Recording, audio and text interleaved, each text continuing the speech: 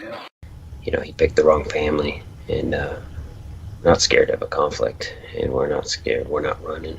We're coming at him.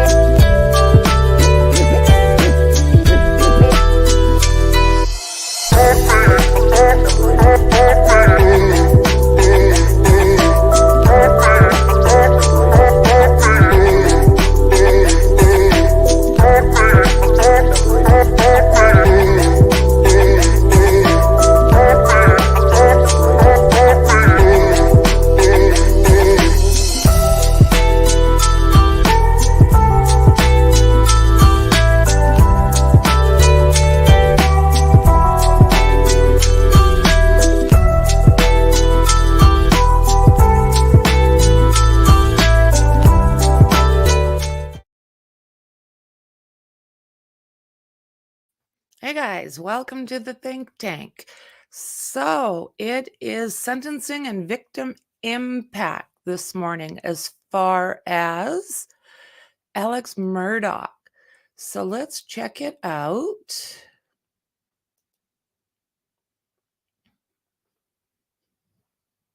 Let's see here.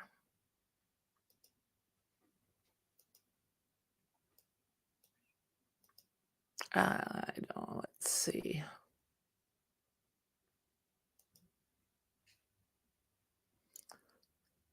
So right now it's nice and quiet in there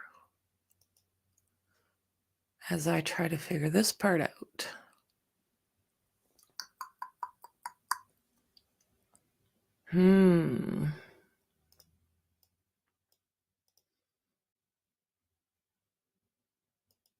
So everybody's doing good this morning?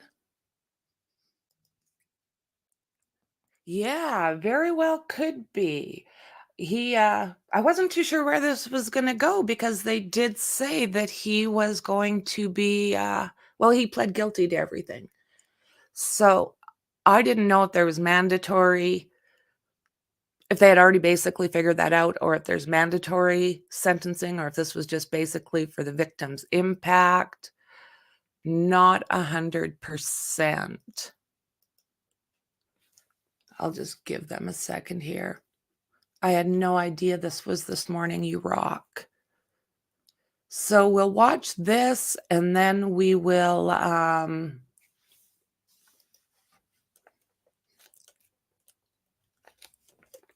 I've got the another live setup to go through the Delphi documents. I'm going to do this. I don't think I can make.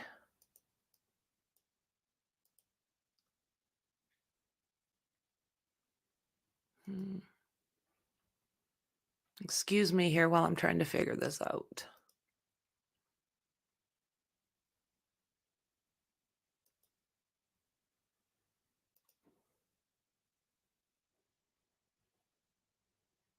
Still hanging on.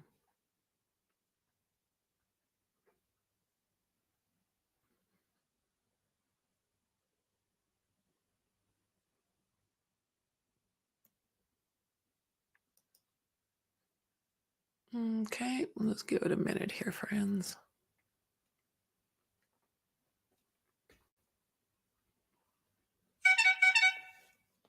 Shauna.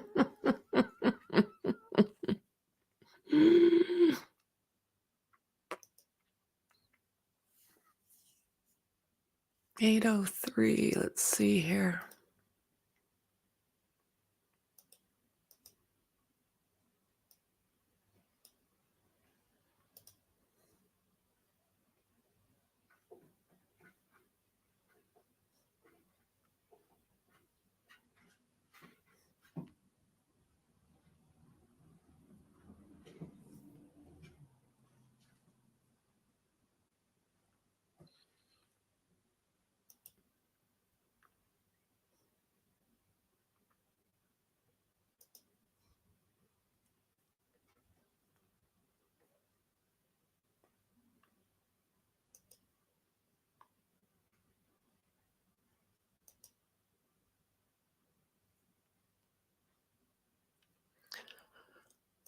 Okay, I think I'm going to see.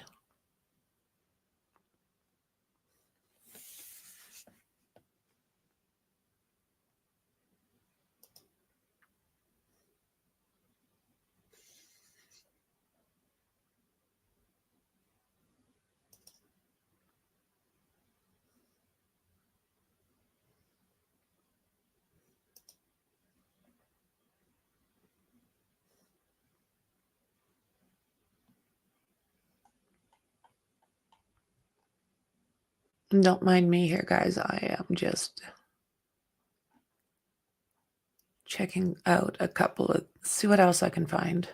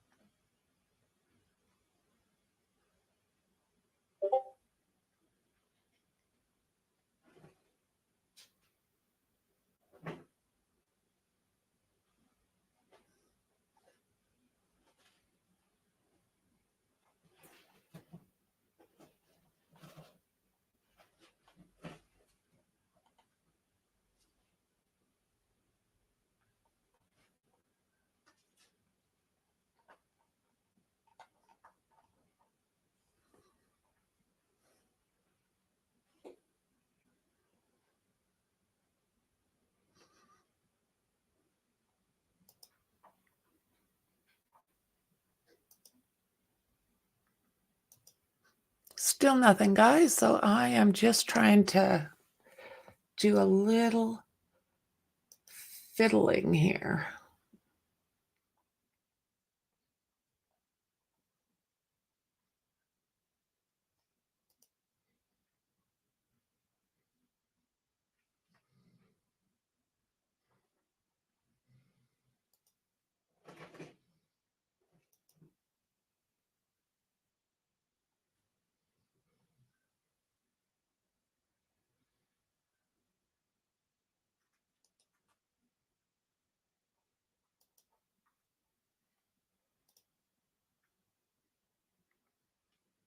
I hope everybody's doing good this morning.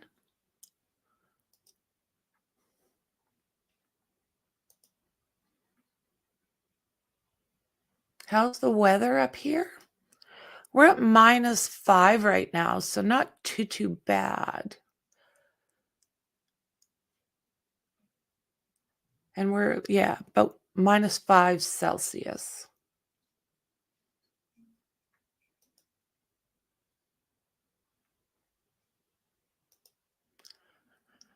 I am trying to make it.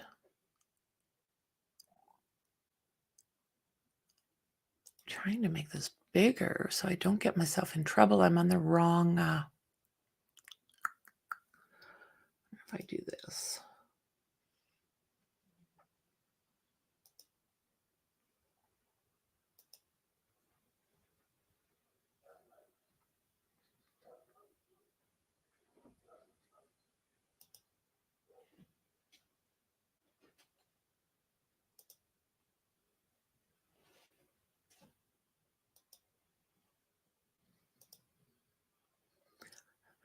I think I'm gonna probably have to keep something up because I'm on the wrong platform in order to make my logo bigger, because I know that, they don't like their emblem showing. So that's what I'm working on back here.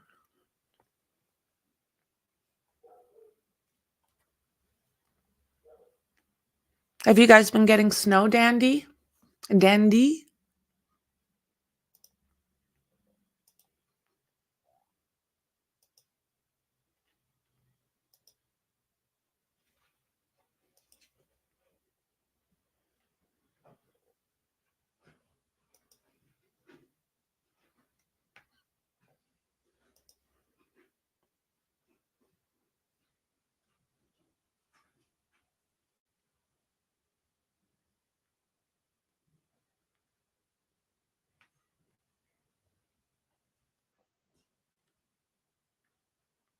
And we're just waiting for him to get into the courtroom, get everything started here. What do you guys think? 99 years, are you thinking, Dandy? Shauna?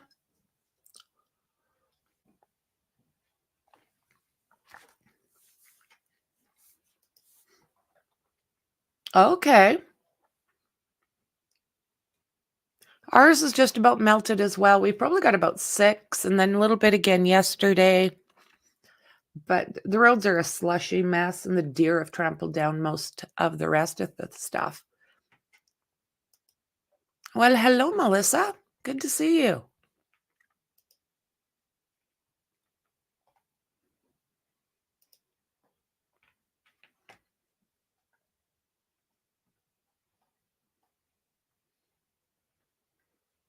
I don't know. I wish there was a way I could enlarge this.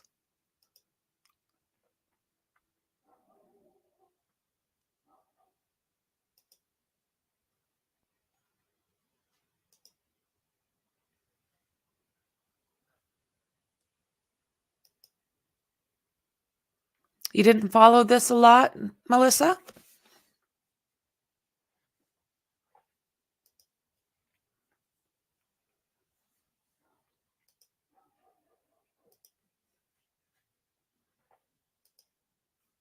We were pretty glued on it. On this channel, there's a pretty good playlist.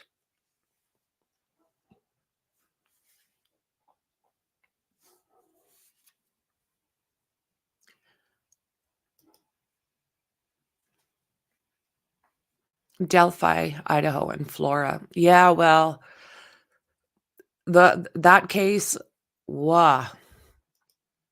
Hello, Douglas. Good day. Yep. Well said. Yep. A freaking mess. Oh, okay. There's Chooch.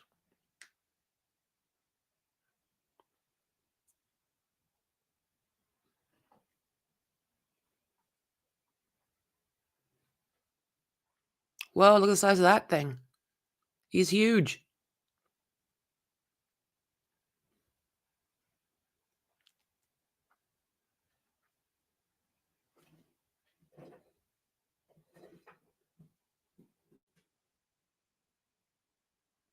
I just closed my door on you. Goodbye. Okay, I'll leave that again for a second. We'll check back.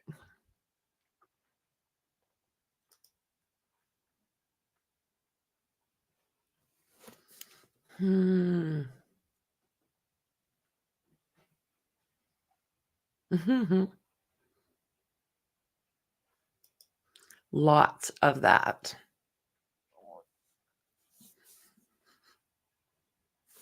Dang.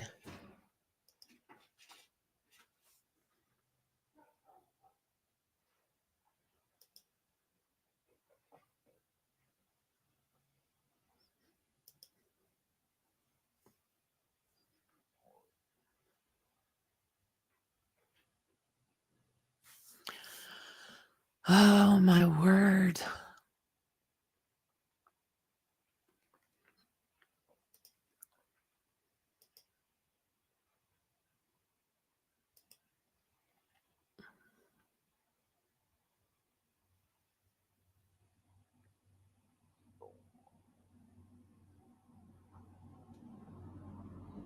A little behind, or what the hell? What are we doing, guys? That's not a very big courtroom, is it? It's a teeny little one.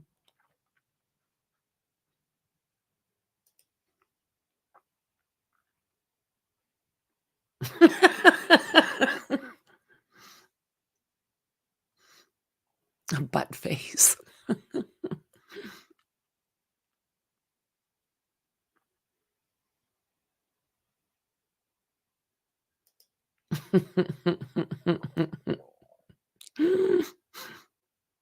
Yep, it is. We're just waiting for them to get into session here.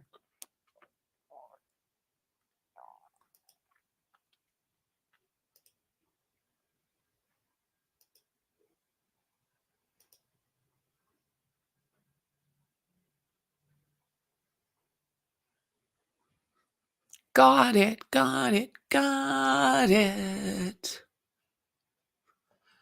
Ooh la la. Is this guy the guilty? No. This one is Alex Murdaugh from South Carolina. And he was convicted of unaliving his wife and his son, and from defrauding like a whole pile of people out of cash. And he was like a top-notch lawyer in that area, and his family's name was on the firm that's in that town, just a big family name from that area.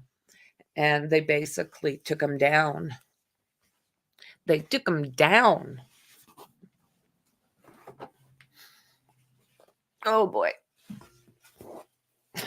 Well said, Shauna.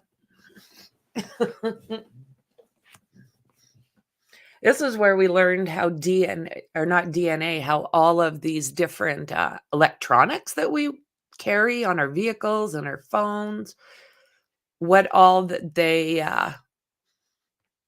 follow. And oh my God, if you looked back into this playlist and you realized how, oh, is that JLR sitting there?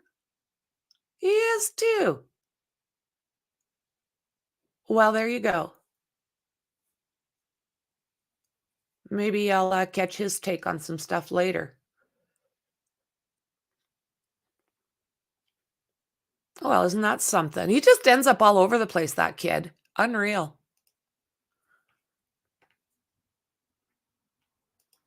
Mr. Liar, liar, pants on fire.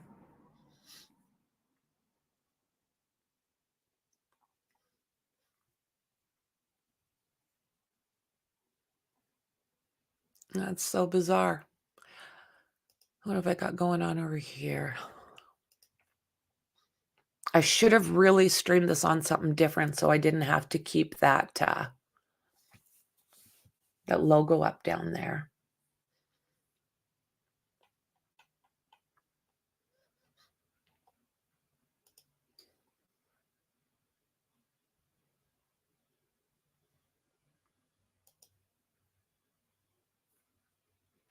All right.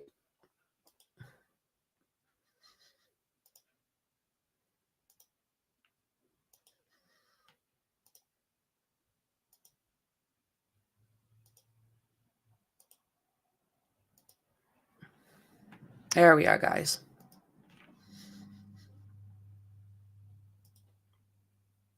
I think we're good to go now. So again, there's no volume on their end, not on ours.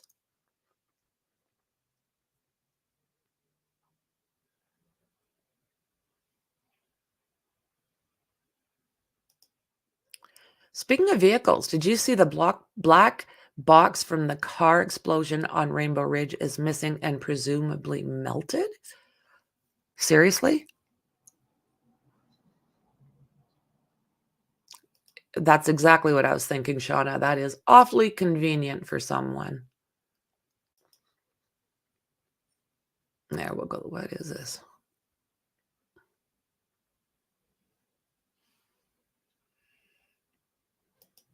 Let's do that. They don't usually have volume until court's in session. And as soon as it's in session, the judge comes in and what have you, then we get the volume.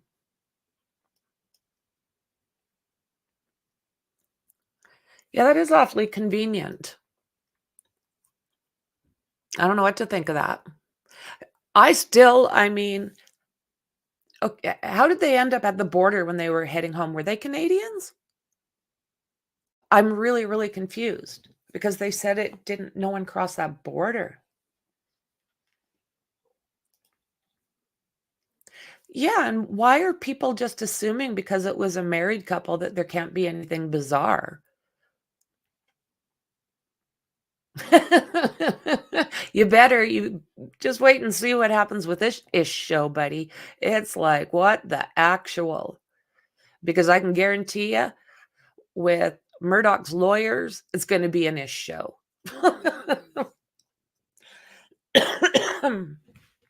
Oh my goodness. Yeah, it was a Mercedes or something like that, I think, Shauna. Like, I think it was like a $300,000 Mercedes. So I'm gonna stick up JLR in another corner and I'll catch his, because he'll know what's being said around that courtroom, right? So I'll wait until later, depending on how long, because we do have another live, like I was saying earlier, on these documents that have been dropped again. But let's see here.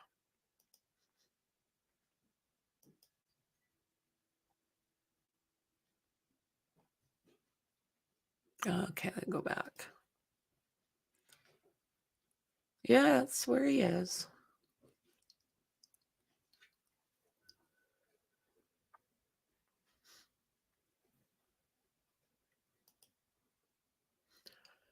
Okay, I've got him up in the corner too.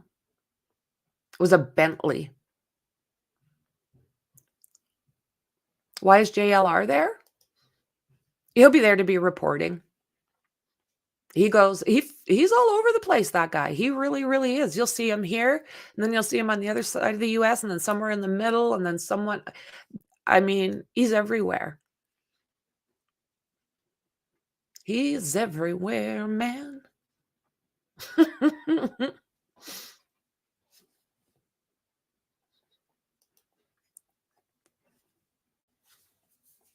I'll take every once in a while, I always ask, and he always allows me. So I'll probably show some of his footage later.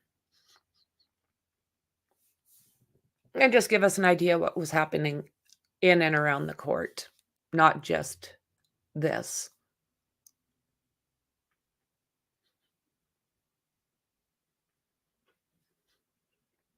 Oh, here we go. There we go.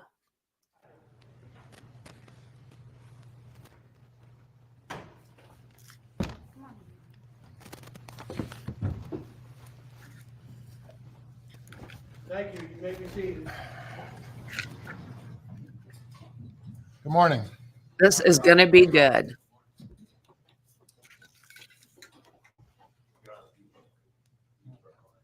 Okay, Mr. Murdaugh. Murdaugh.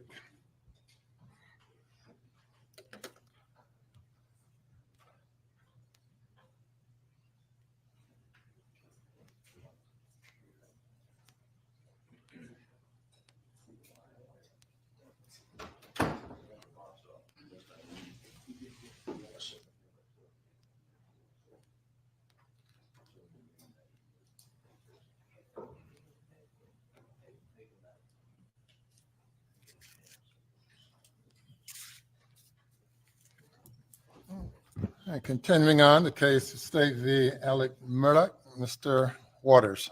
Thank you, Your Honor. If I please the court. Yes, sir. Your Honor is aware, of course, that as we showed up for a pretrial hearing for a trial that will be going this week for the set of financial crimes as it related to the Satterfields, ultimately the parties agreed to a plea agreement to resolve the various financial crimes against Mr. Murdaugh in return for a negotiated sentence of 27 years in prison, that being 85% time that would have to be served before the possibility of any release. And obviously those are independent of the two existing life without parole sentences currently Mr. Murdaugh is serving for the murders of his wife and son.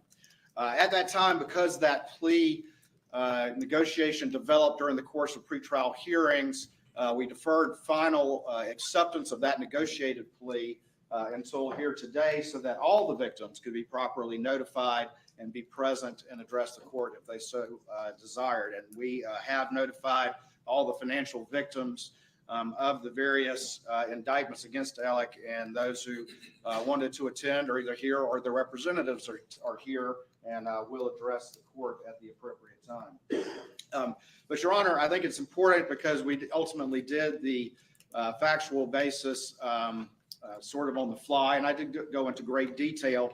But I said at that time that I wanted to spend a little bit more time sort of laying the table, setting the table, and putting a little bit more meat on the bones, since we are here post-Thanksgiving, about the nature of the schemes that Murdaugh conducted.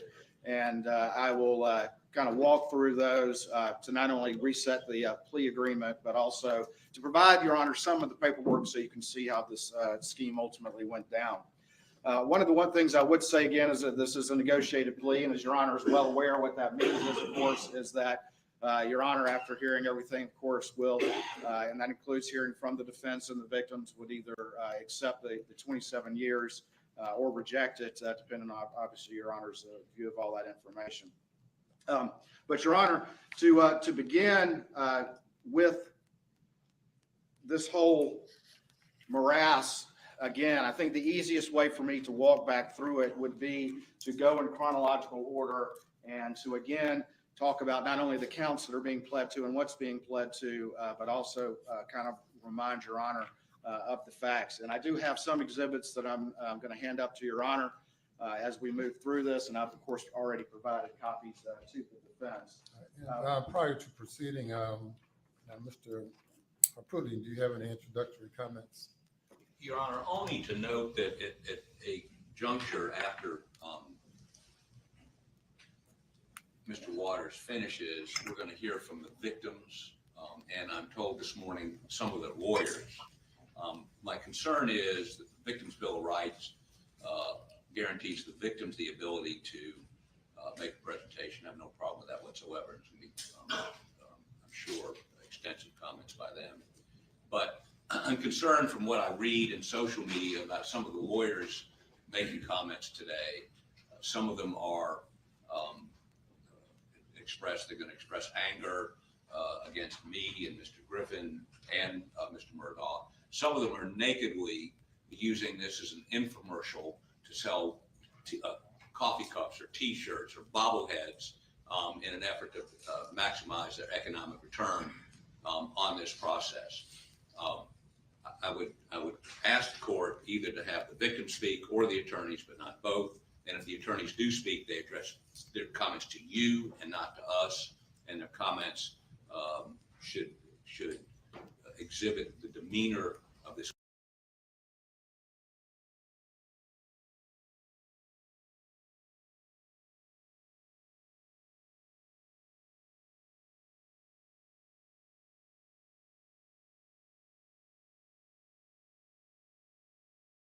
courtroom, not some sort of marketing ploy.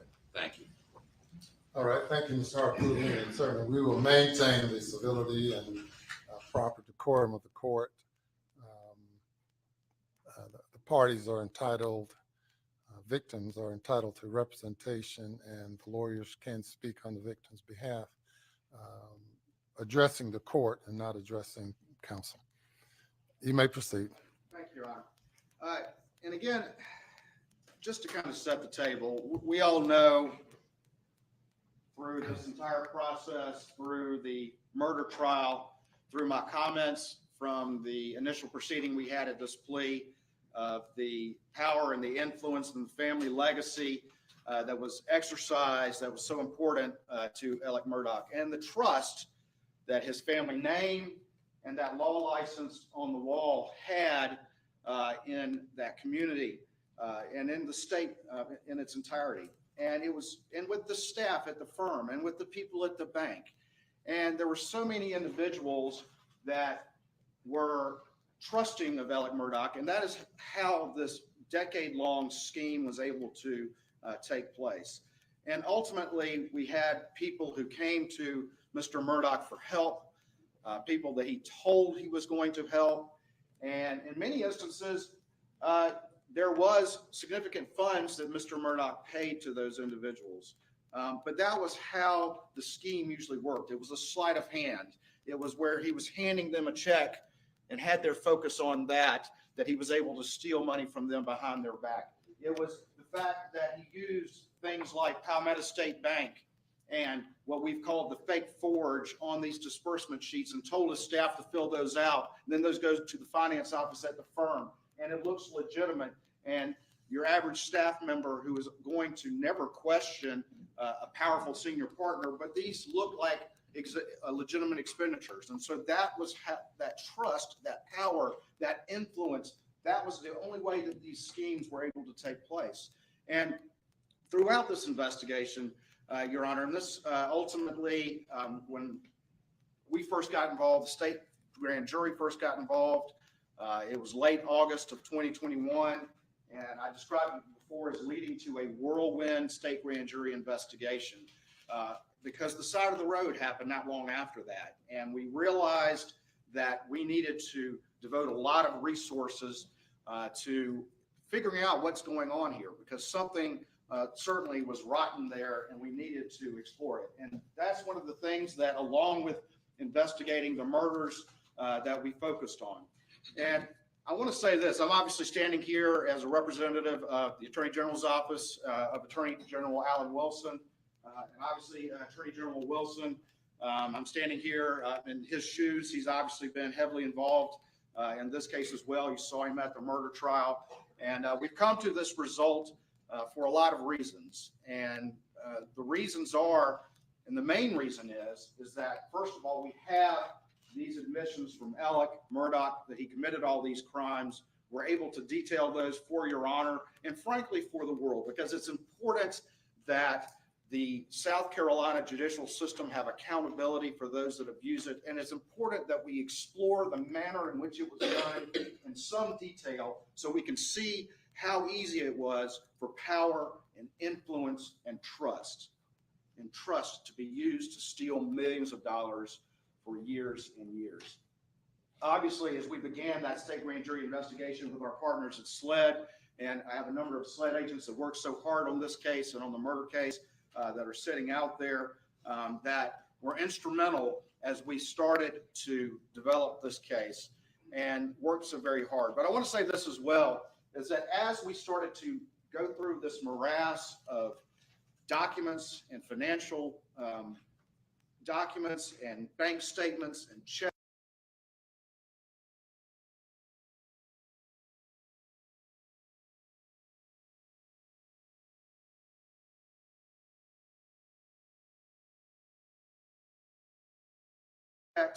and again, I have a lot of the state grand jury staff sitting here. I've mentioned my co-counsel Johnny James and our forensic accountant Carson Burney a couple of times, who are also very instrumental in those early days and going through those.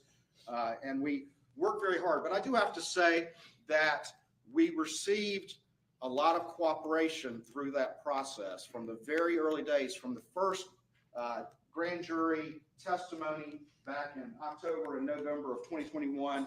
We received a lot of cooperation from the firm formerly known as PMPED.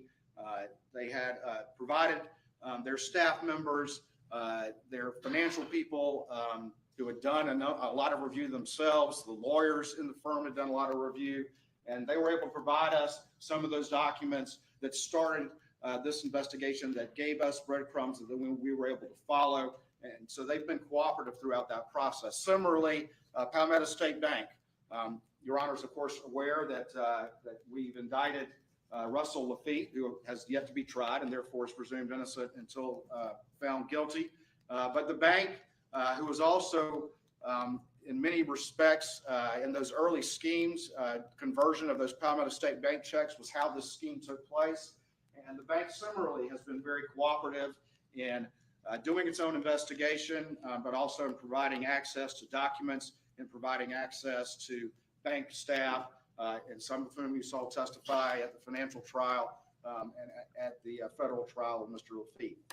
So those entities have been cooperative to us through this process, but ultimately, and I described this before, but I think it needs saying again, that we can talk about what the lawyers did and the Attorney General's staff did and the state grand jury did and SLED did and our other law enforcement partners did and what the firm did and the bank did, as we tried to put together and be able to tell this long story of how this man was able to steal for so long from the system.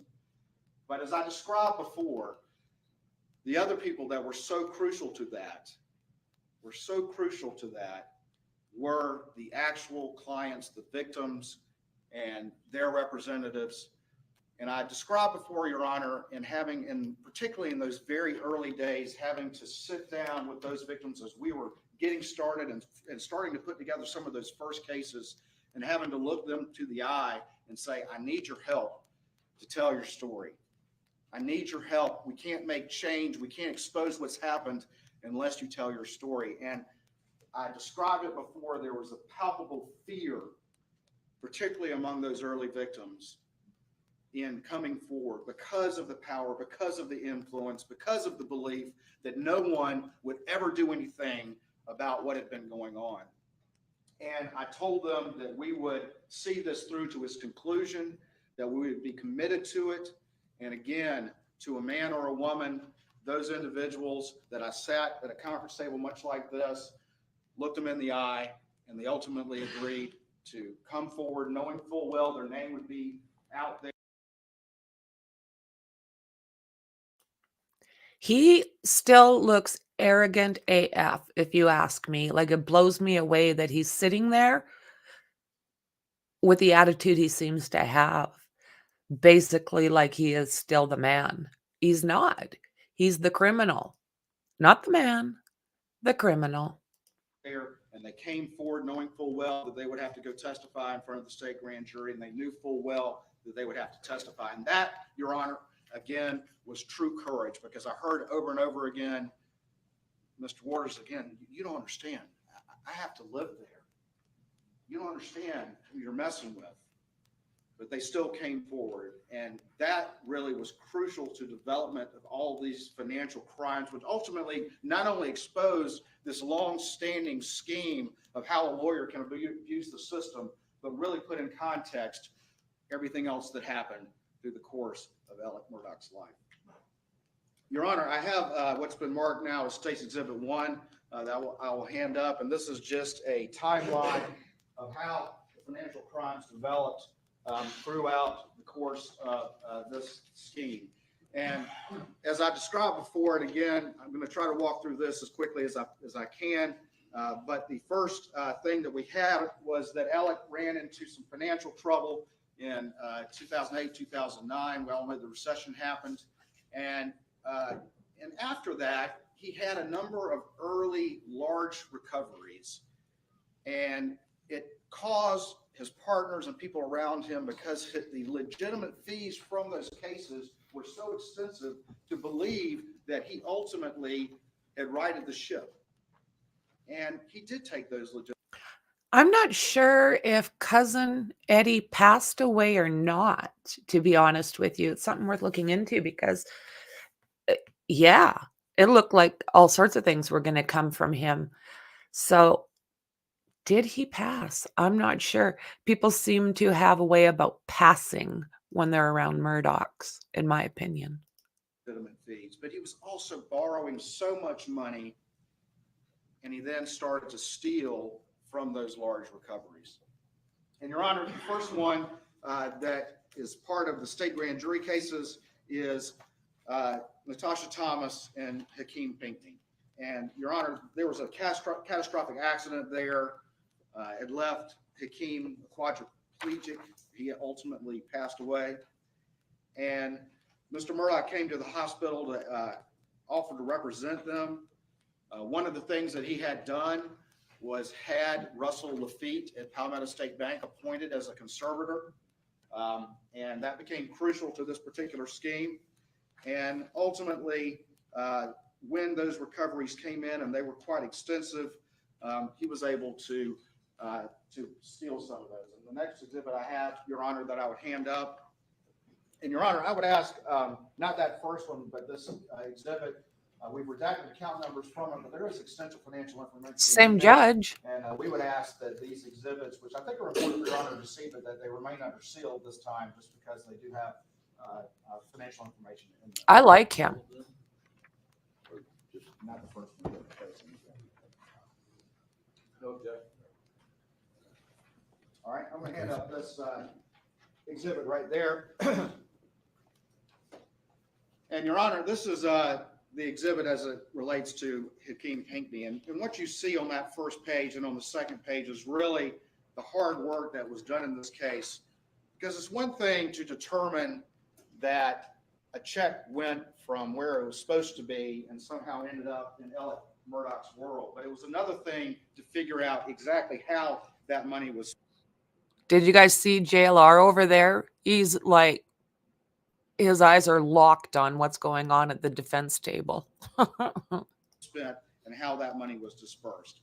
And ultimately, you can see here on that page that when Elliot Murdaugh, and this would be on December 20th, 2011, stole the $309,581.46, that when we looked and traced how that money was spent, a large portion of it went to go to pay back a personal loan from Charles Lafitte, to pay his father, to pay the Hannah Plyler conservatorship, which is another conservatorship that Elliot Murdaugh had set up in a case that he had where he had Russell Lafitte named as the conservator.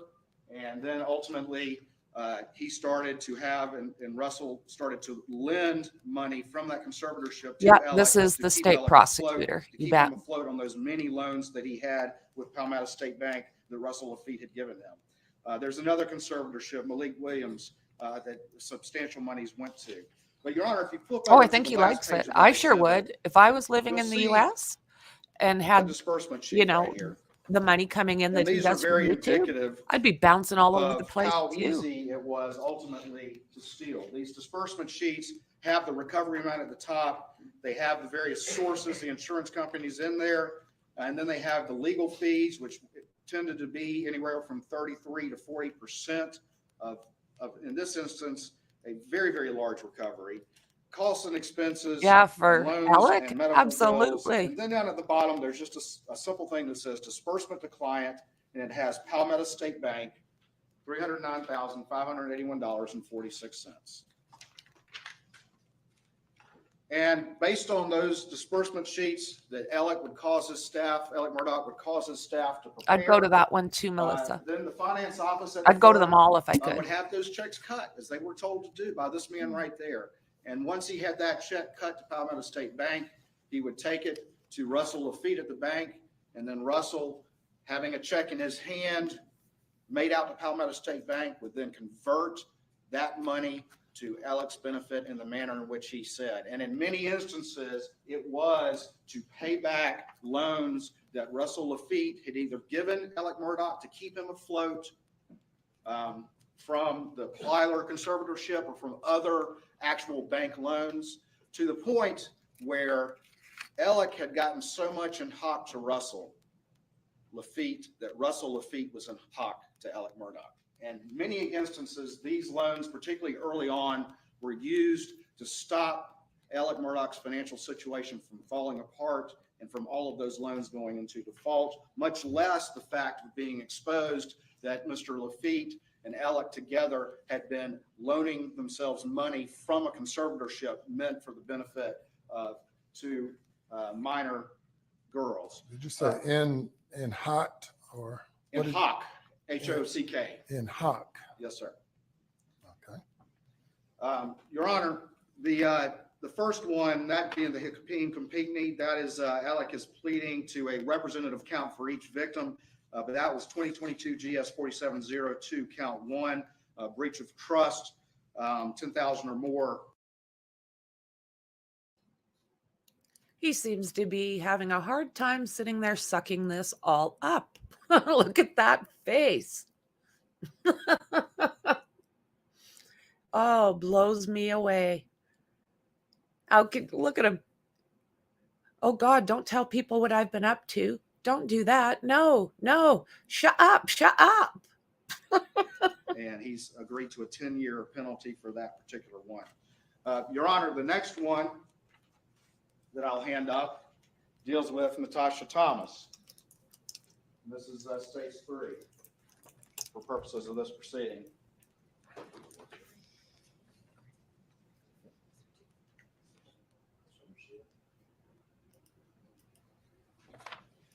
And this one again, Your Honor, this was she was in the same particular accident, and there were two different thefts that were taken in this particular one. One of them was on December 20th, 2011, and that was for $325,000. Again, Mr. Murdaugh had Russell Lafitte appointed as conservator for Natasha Thomas, who was a minor at the time. And if we look on the last page of this exhibit, we will see an amount down at the bottom. There's disbursements to clients, and you see the various disbursements that are going out. But the last one says Natasha Thomas, Palmetto State Bank for $325,000. And again, the staff does as they're told by Mr. Murdaugh, and they cut that check from the trust account for $325,000 made out to Palmetto State Bank. And Alec Murdaugh is then able to convert that money, and actually converts all $325,000 of it to pay back a loan from his father. Your Honor, that is 2022 GS 4701 count 1, to which he's pleading guilty related to Natasha Thomas. That's breach of trust, $10,000 or more, and he's agreed to a 10-year sentence on that one. Your Honor, also in Yeah, so 2 different weapons were used and guns. And it was basically what it comes down to. It was over money, you know, whether they were going to find out about his dealings or just a whole bunch of things basically that circled around money and possible addictions on his part. this particular exhibit, we have and this was very typical, that a lien was held back to pay off, in this instance, Medicaid. And it was very common for plaintiffs' lawyers, this is very common, very accepted, and very usual, to hold back, give initial disbursements to clients, but then hold back monies to pay off medical liens and other liens that need to come out of that recovery. And it's very common, again, for them to then negotiate with those medical providers or whoever else, and then if they can, get them to accept something less than the full amount. So if they can get them to accept 70%, then what they're supposed to do is then return that additional money to their client. Hey, great news. I'm a great lawyer. I managed to settle those liens for less, and here's an additional amount of money on top of what I've already given you that you weren't expecting. But what we found, of course, was that that became a very easy delta that would allow them, Alec Murdaugh to steal funds. And ultimately, we see that second theft from amounts that involved Natasha Thomas, ultimately did pay some liens, but instead of returning that money to Natasha Thomas, as Alec Murdaugh was supposed to do, instead he had another check cut to Palmetto State Bank and made out to Palmetto State Bank, took it to Russell Lafitte, and had that money converted for his own personal use, and pretty much had it converted to cash, and ultimately had it converted to cash, including $9,000 cash, which is obviously a very interesting number in that it's meant to stay under that $10,000 threshold. Your Honor, I mentioned before that he had Russell Lafitte appointed as a conservator, and they had been borrowing money from a different conservatorship. Russell had been loaning money to Alec Murdaugh from that conservatorship. Russell Lafitte had been loaning money to himself from that conservatorship, and that money needed to be paid back. And so ultimately I'm going to hand out what's been marked as States 5.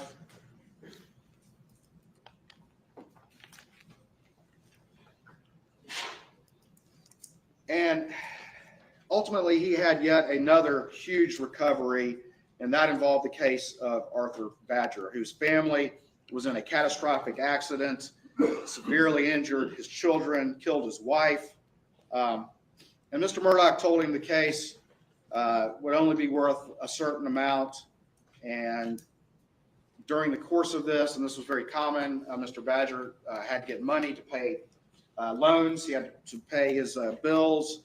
And what we found in this particular case was that Mr. Murdaugh ultimately settled globally a lot of these claims and had the civil defense lawyers there allocate the money in a certain way so that he could ultimately hand a very large check to Mr. Badger, more in line with what he was expecting him to receive. But he structured so much of the money going into Arthur Badger's sort of part of the ledger that he was able to steal $1.325 million from that particular claim. And if you look at that first page, you'll see the tracing exhibit from the state grand jury and all the work that was done there. But you can see, for example, in one instance, he paid off a credit card balance that he had with this money over $150,000. He used this money also to pay back the conservatorship that I previously mentioned, that he was getting money loaned to him by Russell Lafitte for over $482,000. And those are just some of the expenditures that we see on this particular theft. The other thing is, that's very interesting, is you'll see at the very back, you'll see an email, and this is from Russell Lafitte to Murdaugh.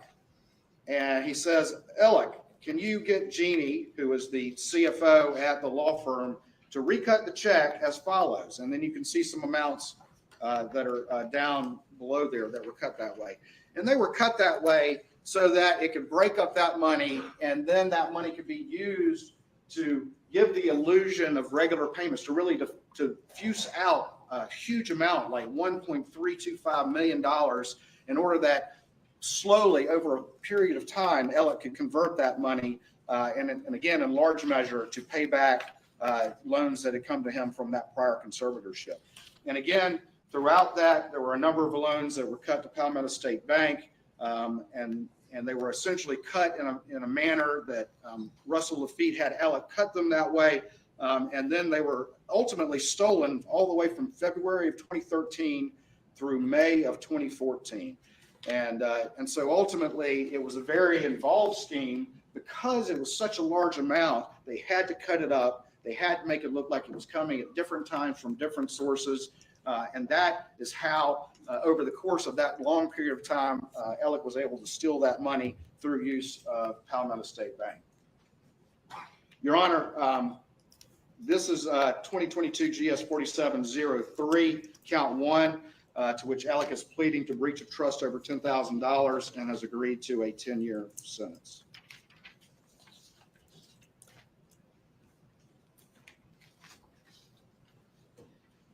Next one I'll hand up to Your Honor, State's Exhibit 6.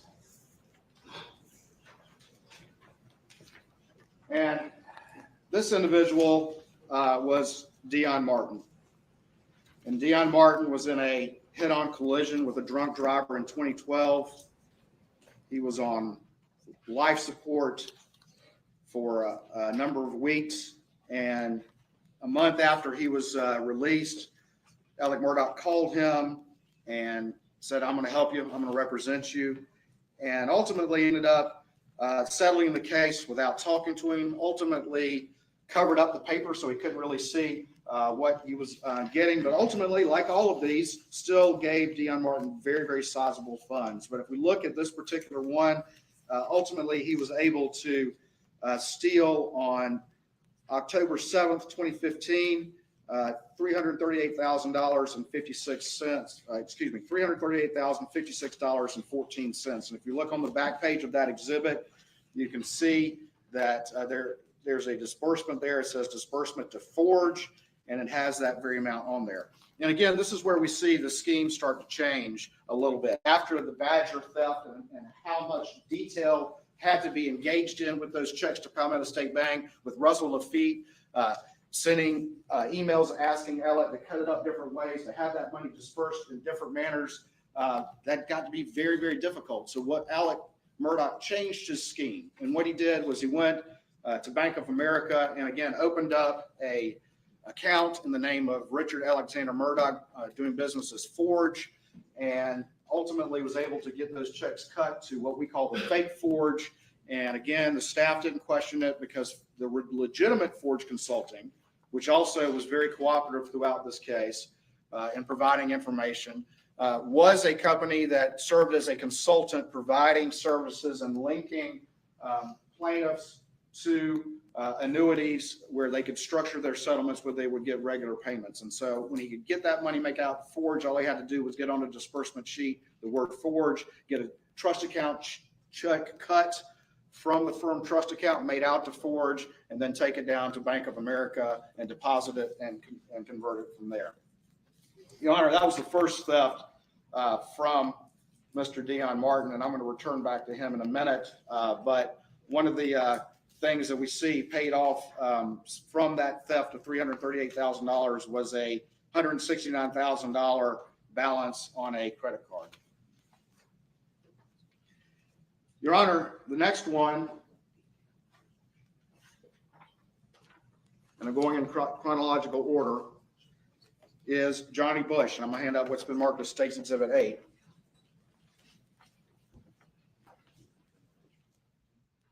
I'm going to come back to Dion Martin in a minute.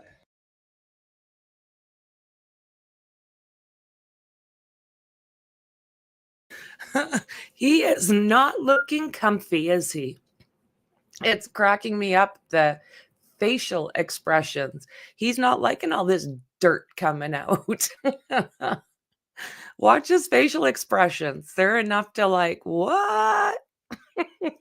But this particular one was on June 9th, 2016. And He has a Mr. way of Murdaugh is nodding. pleading guilty here for 2021 GS 4736, count 2 to computer crime, and he's agreeing to a 5-year sentence. And in this particular instance, Mr. Bush was a long-time friend of Mr. Murdaugh. He was in a car accident. He trusted Alexander Murdaugh. He mentioned that over and over again because Mr. Murdaugh referred to him as a brother. And anyway, Mr. Murdaugh settled the case without talking to Mr. Bush. And Mr. Bush signed the documents because, like he said, he trusted him. And ultimately, Mr. Murdaugh was able to get him to sign a disbursement sheet that had on it a disbursement to Forge for $95,000. And you can see that on the last page of this particular exhibit. And ultimately, again, that was in June of 2016 that he was able to steal that money from Mr. Bush. Going to the next one. This is Exhibit 9.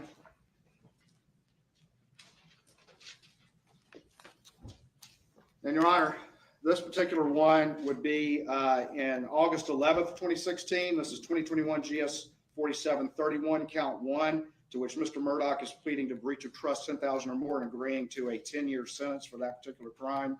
And in this particular instance, again, he had a case where there were disbursements, but he had a lien put on the disbursement sheet. The lien just said the word Forge for $70,000.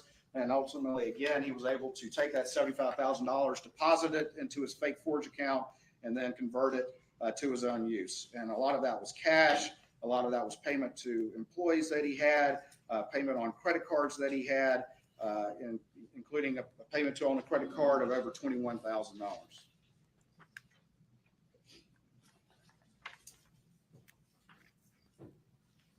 Next one I'll hand up, Your Honor, is State's Exhibit 10.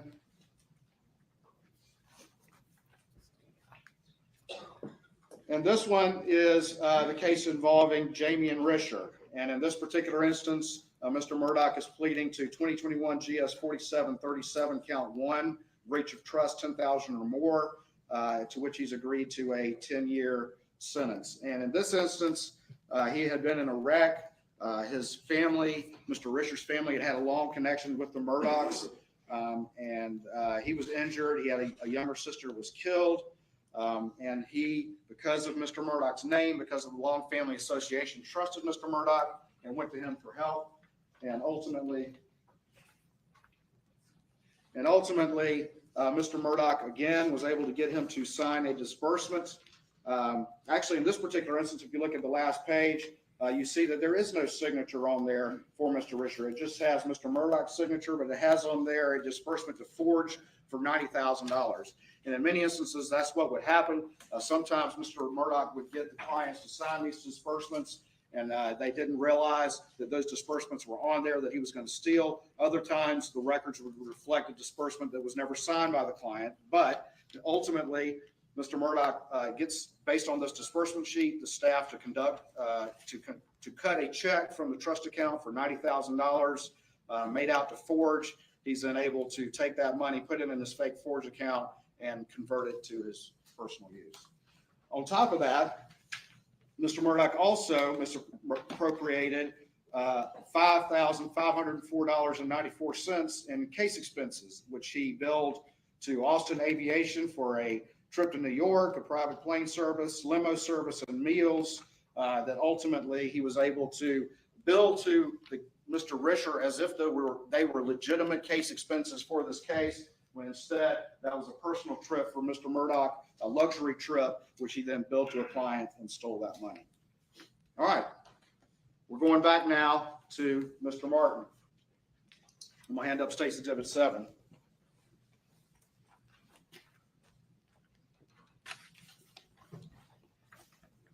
I mentioned Dion Martin before, and now we've moved to October 11th, 2016. He had already stolen, as I said before, over $338,000 from Mr. Martin over a year earlier, but now he's back, and in this instance, he gets a check cut from Fake Forge, made out for $45,000. And again, this had been part of money that was held in trust, supposedly to satisfy liens, but Mr. Murdaugh was able to then convert that money since it remained in the trust account.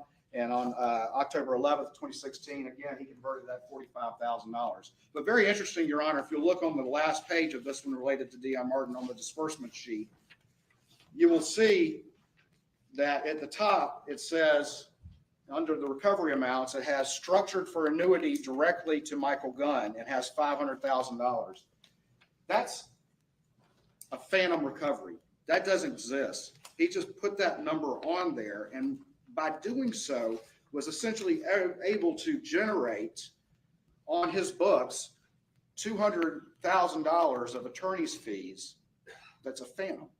It's a phantom, but it's credited him on his book. So ultimately the firm was victimized in this regard because in the end, it works out to about $185,000 in extra year-end bonus that went to him because of that phantom recovery that was on there.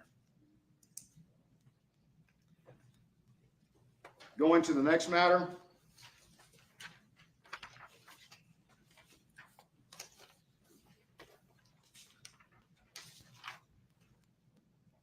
Hand up States 11.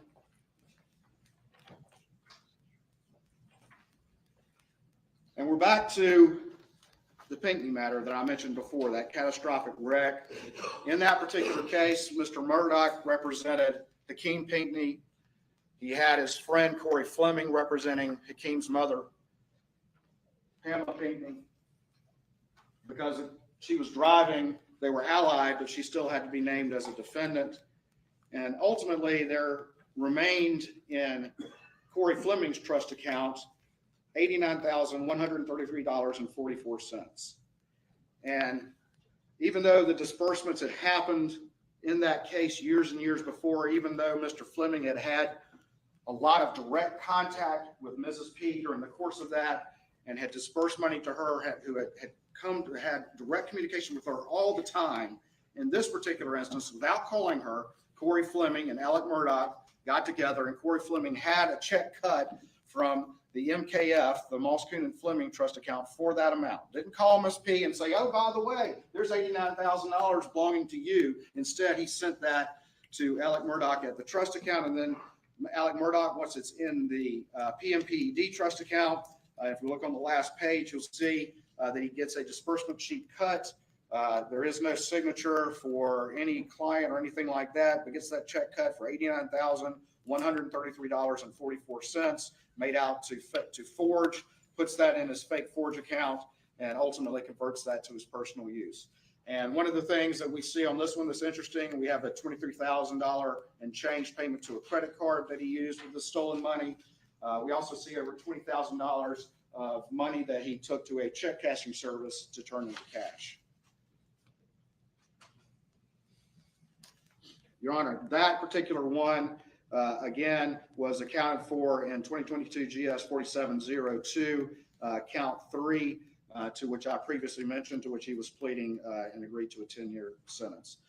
Your Honor, the next one is on May 16th, 2017, and this was the first check of what we call the double dip. And this is the one where Mr. Murdaugh has pled pursuant to Alford for stealing the repayment of the firm from the firm of money loaned by his brother, Randy. And ultimately, he pled under Alford to 2022 GS 4723 count 3 to money laundering $100,000 or more, to which he's agreed to a 20-year sentence.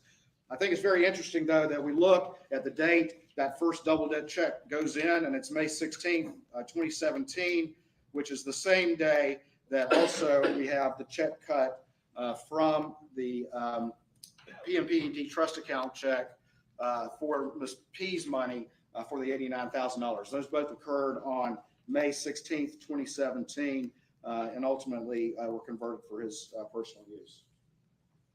Handing up the next exhibit is Exhibit 12.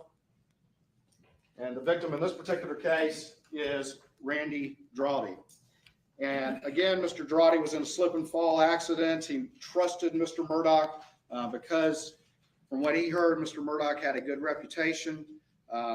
Ultimately, Mr. Drawdy felt like he needed more medical treatment, but he couldn't afford it. And he did receive some disbursement, but years and years and years go by. And ultimately, in this particular one, we see here a check, and this was money that was held to pay for a potential medical bill that remained in Mr. Murdaugh's trust account for years and years. But ultimately, he had $9,569.30 on October 3rd, 2017, cut to fake forge, and then converted that money to his own use, including money to cash, to the check cashing services, and other expenditures. And ultimately, it appears that this money, again, was withheld in liens. It stayed there for a long period of time. And I'm sure at some point, someone came to Mr. Murdaugh and was like, why is this money still here? And so even though it was still less than $10,000, Mr. Murdaugh ultimately converted that to his own use. And to that, he is pleading to 2021 GS 4732 count 1, breach of trust, $2,000 to $10,000, and agreeing to a 5-year sentence. Next exhibit, Your Honor, is State's Exhibit 13.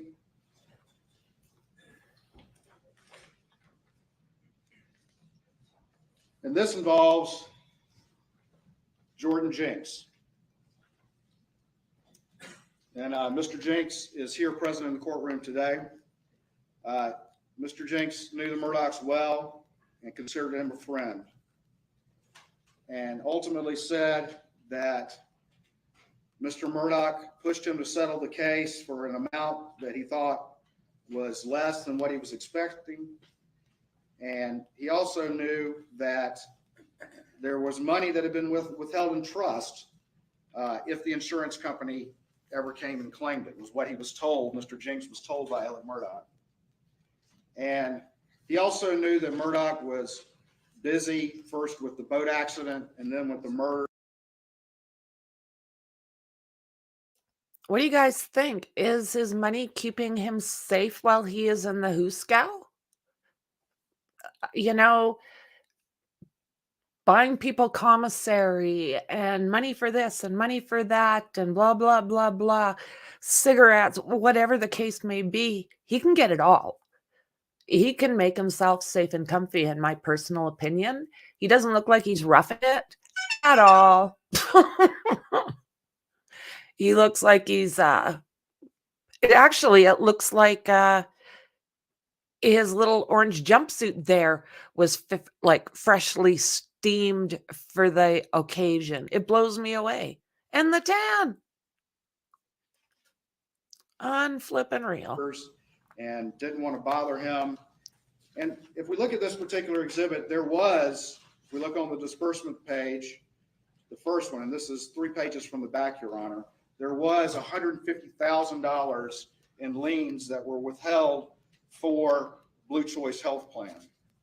But instead of satisfying those liens, instead of doing right by his friend, Mr. Murdaugh instead cut one disbursement for $65,000 and another disbursement for $85,000 from that $150,000 that he had withheld, and had those made out to forge and deposited into his fake forge account. And then ultimately converted all of that to his own personal use.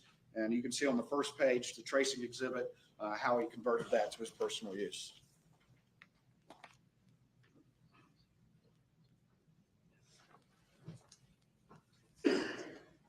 Your Honor, for that particular one, he's pleading to 2021 GS 4735, count 5, to forgery for a 10-year sentence. With regard to these various exhibits, including number 13, the disbursements to C.E. Smith, Eddie Smith, can you explain those? Yeah, there were a lot of monies, as Your Honor has heard about, that were dispersed through Curtis Eddie Smith. And ultimately, and I'll get to that particular count, but he's pled to a conspiracy count involving the amount of money that had gone through that Mr. Murdaugh ultimately from converted funds then had cut to Eddie Smith. And those monies were ultimately converted for narcotics and other purposes.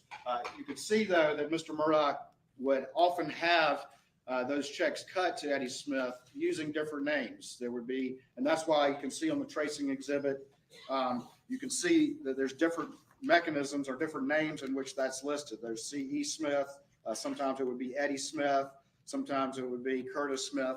There were a myriad of different ways that Mr. Murdaugh would have those checks cut. Sometimes they would refer to work that was being done that was not being done. Sometimes they would refer to auto purchases that were not happening. But ultimately, that was one of the ways in which Mr. Murdaugh was able to convert the cash that he was stealing to his own use was through routing checks through Curtis Eddie Smith.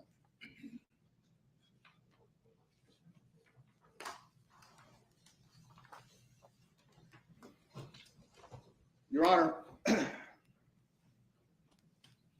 next exhibit I'll hand up is Stage 14.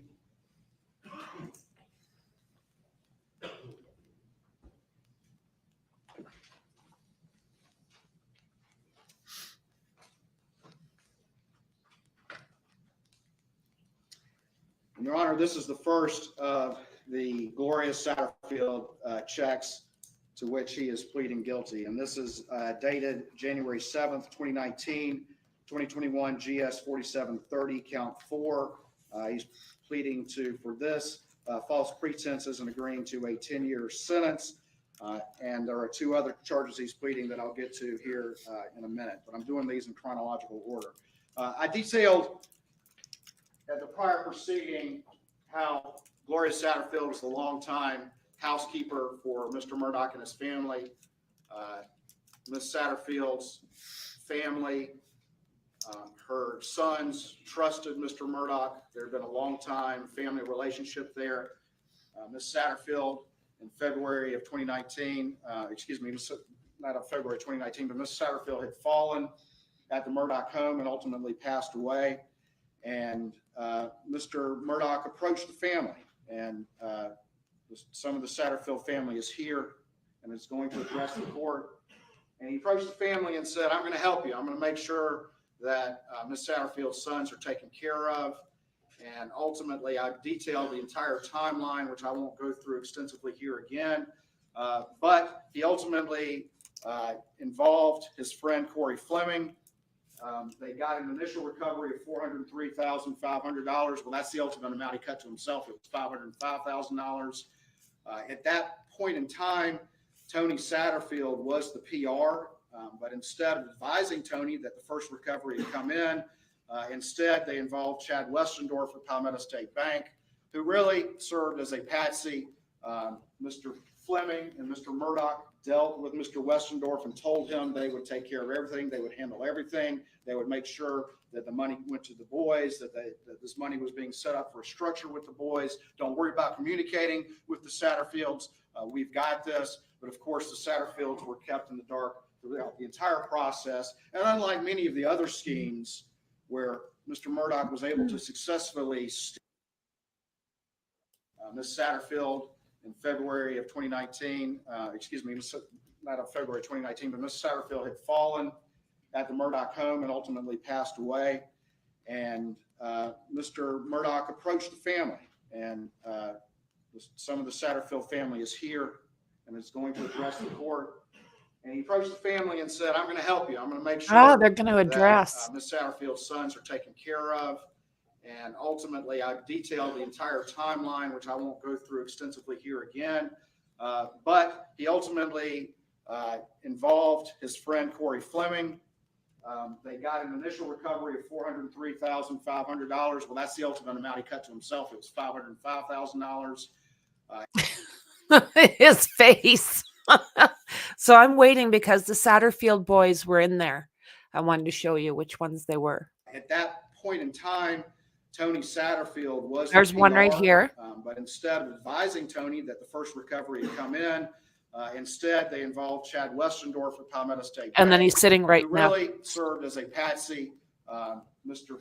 Fleming and Mr. Murdaugh dealt with Mr. Westendorf and told him they would take care of everything. They would handle everything. They would make sure that the money went to the boys, that this money was being set up for a structure with the boys. Don't worry about communicating with the Satterfields. Okay, so these two are Gloria Satterfield's sons. Now, I think the aunt and uncle are sitting with them.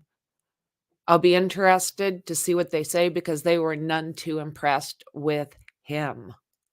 We've got this, but of course the Satterfields were kept in the dark throughout the entire process. And unlike many of the other schemes where Mr. Murdaugh was able to successfully steal because he had handed a big check to these clients, so therefore they're paying attention to that life-changing money and not realizing what's really going on. In this particular instance, as I will detail, Mr. Murdaugh stole every dime of what ultimately was a very, very large recovery.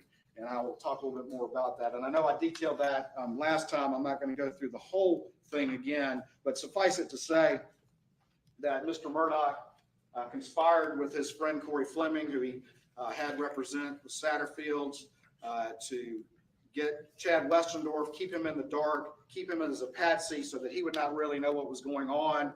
And ultimately, Mr. Murdaugh was able then to convert sizable portions of this money. And this is the first exhibit right here.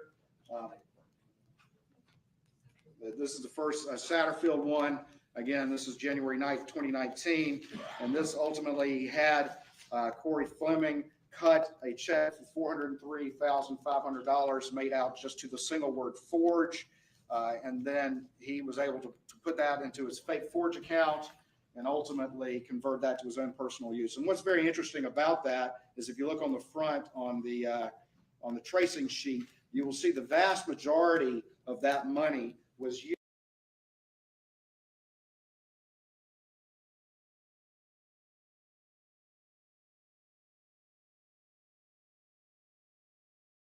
used to pay on the sizable loans that Mr. Murdaugh had with Palmetto State Bank that were constantly in danger of going into default. We see so that was the right there where I stopped, Satterfield boys. We see payments on Redbeard and Zero United. And so again, Yeah, that money was necessary. Mr. Murdaugh needed to get that money in there, needed to get that money so that he could pay those loans that he had outstanding and stay one step ahead of the game, stay on what I've called an exhausting hammer.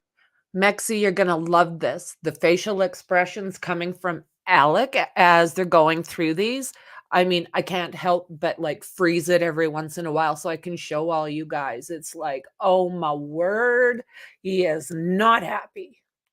Hamster wheel to stop that thing from coming off the rails, because the second it comes off the rails, then somebody comes looking and all of this falls apart. And one way that could have happened is if he ultimately were to default on all these loans that he had with Palmetto State Bank, because if that were to happen, then the bank, no matter how long this relationship had been, is going to be looking at what's been going on here. And so ultimately it was very crucial to get this money in and pay on those particular loans.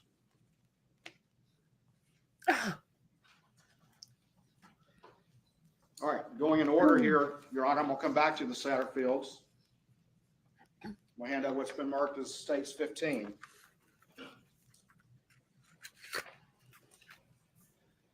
And Your Honor, this was the case of the estate of Blondell Gary.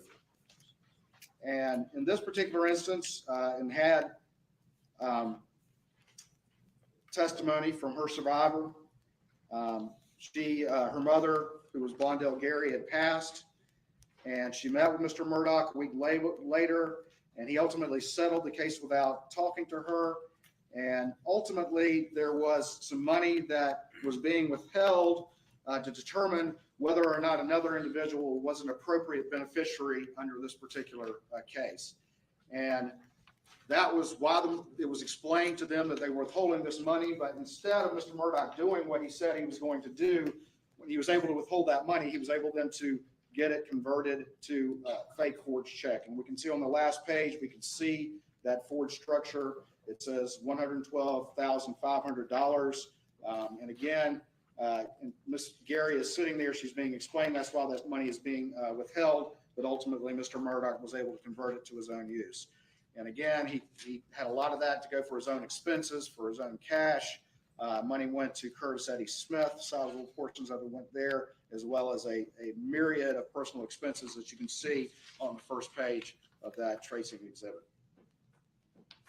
Your Honor, for that particular crime, he's pleading to 2021 GS 4733, count 2, money laundering, $100,000 or more, for which he's agreed to a 20-year sentence.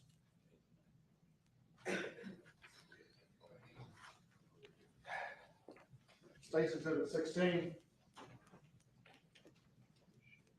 This is the big one, Your Honor. This is the check from the big recovery that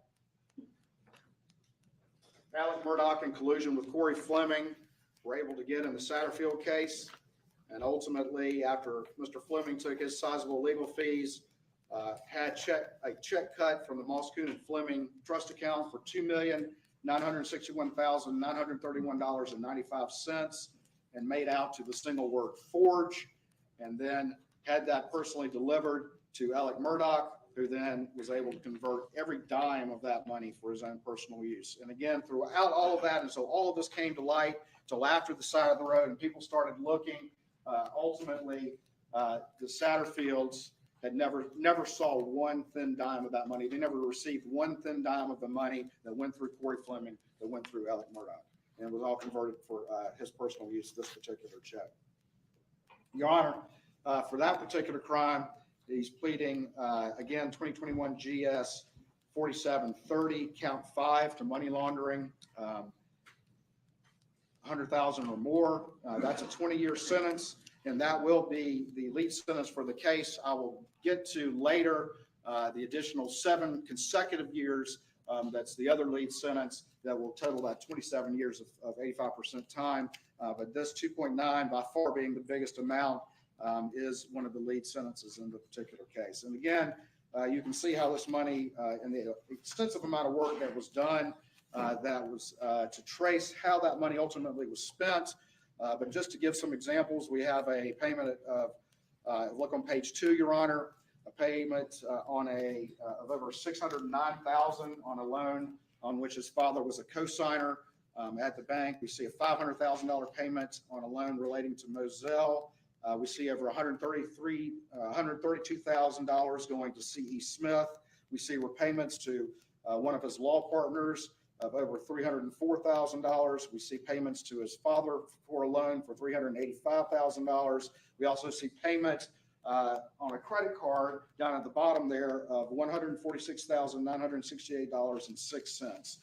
So again, stealing this money, we're getting to a critical point for Mr. Murdaugh. Stealing this money was necessary, again, to keep afloat and to pay back all these extensive loans that he had taken from the bank, to pay back these loans he had taken from his father, to pay back these loans he had taken from his law partners, to pay back 6-figure credit card balances, as well as all the other expenditures that are listed on there.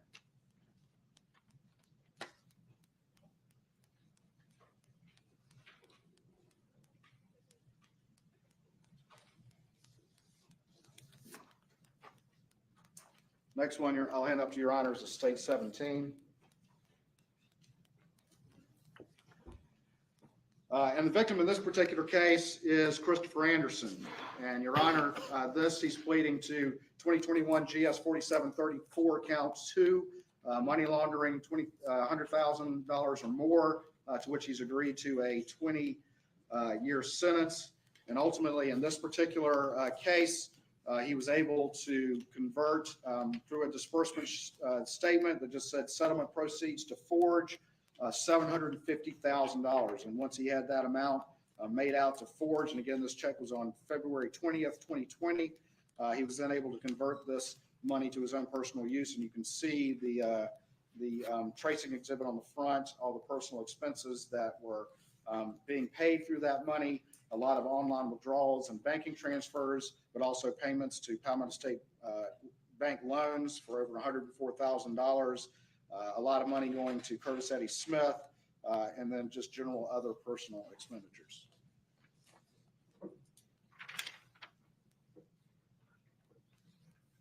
Next one I'll hand up is States 18.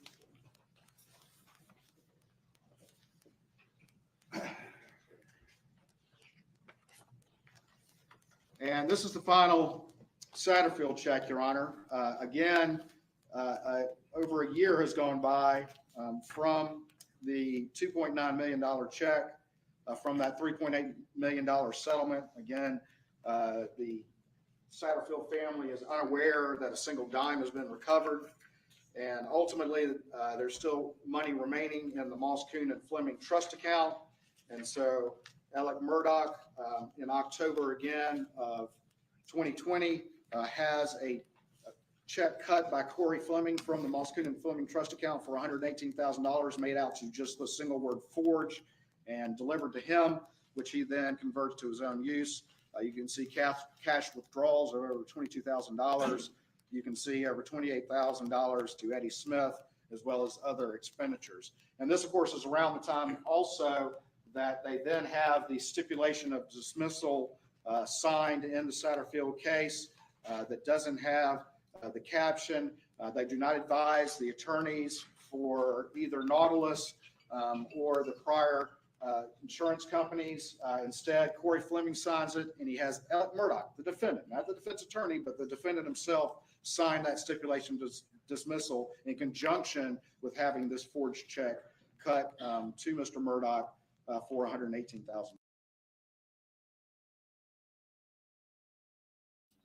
I have bumped up the Richard Allen, the documents. I bumped it up by an hour. So I've got it as noon right now. And depending, oh, here we go. Depending on, I'll talk about this in a minute.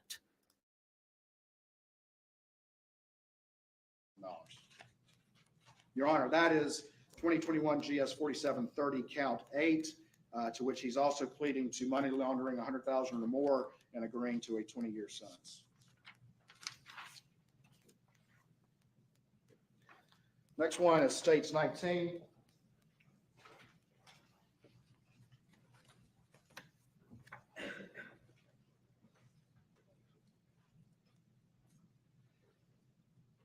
This is the estate of Sandra Taylor. This one really gets to me, and her mother, Elise Mallory, testified. Her daughter was killed by a drunk driver, leaving behind 3 minor children. And I've talked to her extensively, and she went to Mr. Murdaugh because she heard he was the best in town. And he kept telling her and lowering over and over again how much the case was worth. If there ever was a more acute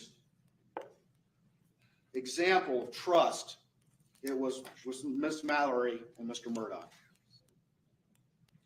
She put this case in his hands, and he kept coming back and saying that the case was worth less and less and less, until eventually he told her that the case was only going to be worth $30,000, $10,000 for each one of those children. And she believed him. Because like many people, $30,000 is a lot of money.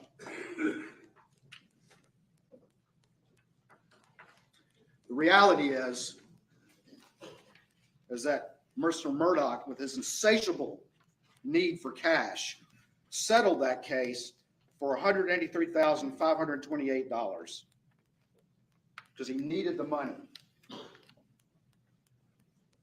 And then he had a disbursement sheet that wasn't signed by Miss Mallory, executed, in which he put on their attorney's fees of $30,000. You can see that on the last page, and then had the rest of the money, $152,866, made out to Forge, and then converted that money to his own benefit. And that was on November 30th, 2020. $23,500 of that was cash withdrawals for his benefit. $29,000 went to C.E. Smith, and then more went to other versions of that name. Paid $20,000 on a credit card. And Miss Mallory, those children, like the Satterfields, who were also the most prime example of trust in this case, the people that trusted him more than anyone, the Satterfields and Miss Mallory, like the Satterfields, she didn't get one thin dime of that money. And Mr. Murdaugh even went so far as to go back to the firm and say, hey, I feel bad that I wasn't able to get that much from Miss Mallory. Can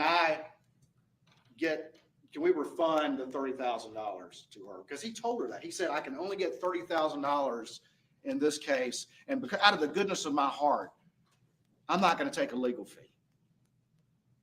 That's what he told her.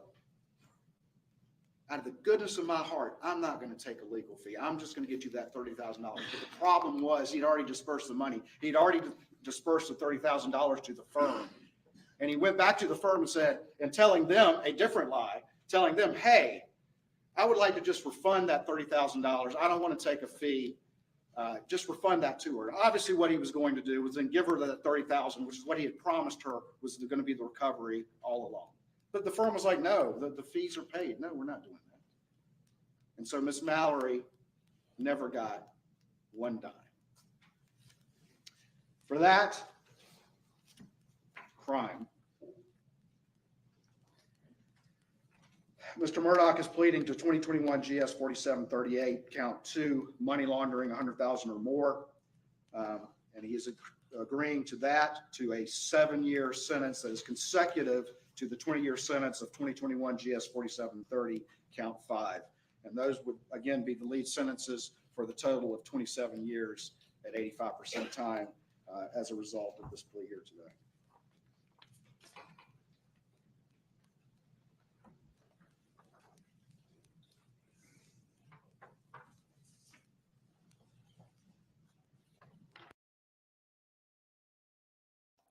I really like this judge too. If they had it continued, they were going to try, well, they were removing him, but since he pled guilty to everything, he's back for sentencing as well as the victim impact statements. I'm looking forward to those because Alex is super squirming right now. He sitting there arrogant like everybody else is shite, and he just looks indignant, entitled. There's nothing different about him. Who was saying that? He has no heart. It's just brutal. This guy's just brutal, arrogant, SOB. I don't know. What else can you say about Alec Murdaugh? He's a piece of crap. Your Honor, our next exhibit, Exhibit 20. In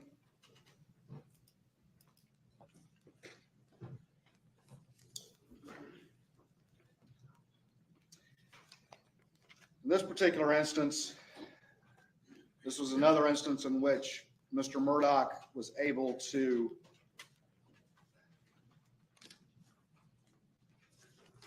steal fees from the firm. This particular matter, he represented the individual, and Ultimately, he had cut two disbursement sheets. Number one, at the very last page of this exhibit in the disbursement sheet, he had the MPED attorney's fee, and then in parentheses, the word forge for $83,333.33. Your Honor, that was from May 12th, 2021. And that particular fee made out to forge instead of going into the firm as it should. It was made out to fake forge, and ELLERUP again was able to convert that money to his own use, cash withdrawals, payments to associates, the standard things that we see. He also had a second disbursement sheet cut, in which it said forge on it, $91,867.50. That check was cut on December 16th, 2020. And again, ultimately, those were cut from the client trust account. Should have represented legal fees, but instead were diverted by Mr. Murdaugh into his forge account and converted to his personal use. And it's that last sheet, Your Honor, that where it says attorney's fees forge, that along with one of the ones I'm about to talk about next, the Ferris matter, or the matter involving Chris Wilson, those were two of the things that the firm had started to notice as everything started to come apart. And Your Honor, of course, has heard about the confrontation, the discussions between Jeannie Seckinger and Annette Griswold and Mr. Murdaugh about where the Ferris fees were. But the other thing that had caught staff's attention, that had caught Jeannie Seckinger's attention, was this Hirschberger matter and whether or not some fees had been diverted there. And it was not until months after the murders that a couple of things happened at the same time. The firm, Jeannie Seckinger, was looking back at this Hirschberger matter, concerned about what that was. Around that same time, Annette Griswold found the actual Ferris check that had been made out to Mr. Murdaugh instead of the firm. And what I'm going to talk about here in a minute, Thomas Moore, they started to look around, and that led them to identify the initial fake forge matters that led to them confronting ELLERUP, terminating him, announcing that he had been stealing money, to which he's admitting today. And of course, the side of the road followed not long after that. Your Honor, for that, the Hirschberger matter, he's pleading to 2022 GS 4724 count 3, false pretenses, and agreeing to a 10-year sentence.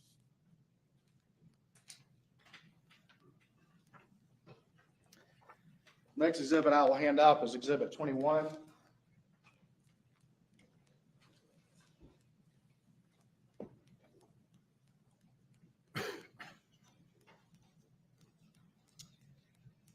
Your Honor, this one is the matter involving Thomas Moore.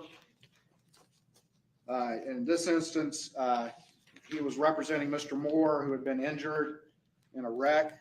Mr. Moore is a trooper who had been injured in the line of duty. Ultimately, Mr. Murdaugh had arranged for a recovery, did not advise Mr. Moore, did not tell him money had come in, and had a disbursement sheet cut for $125,000, you can see on the last page. Ultimately forged Mr. Moore's signature on there, and then had that dispersed to fake forge. This was on January 29th, 2021. And ultimately, you can see on the first page how a lot of that money was being dispersed, including to cash withdrawals, various iterations of the name Eddie Smith, the cash services business for $14,000, and other matters as well. For that, Your Honor, he's pleading to 2021 GS 4727 count 2, money laundering, 20 years or more. Again, all of these 20-year money launderings are 85% offenses, and ultimately he's pleading guilty to that one as well.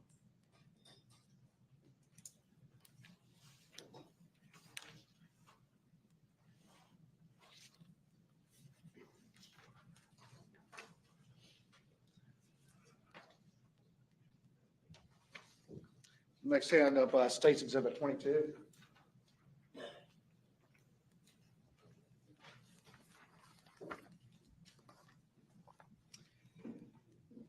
Your Honor, this is the matter involving Chris Wilson.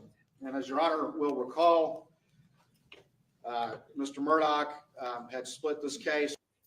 It's amazing me. This just goes on and on and on. Yeah, and on.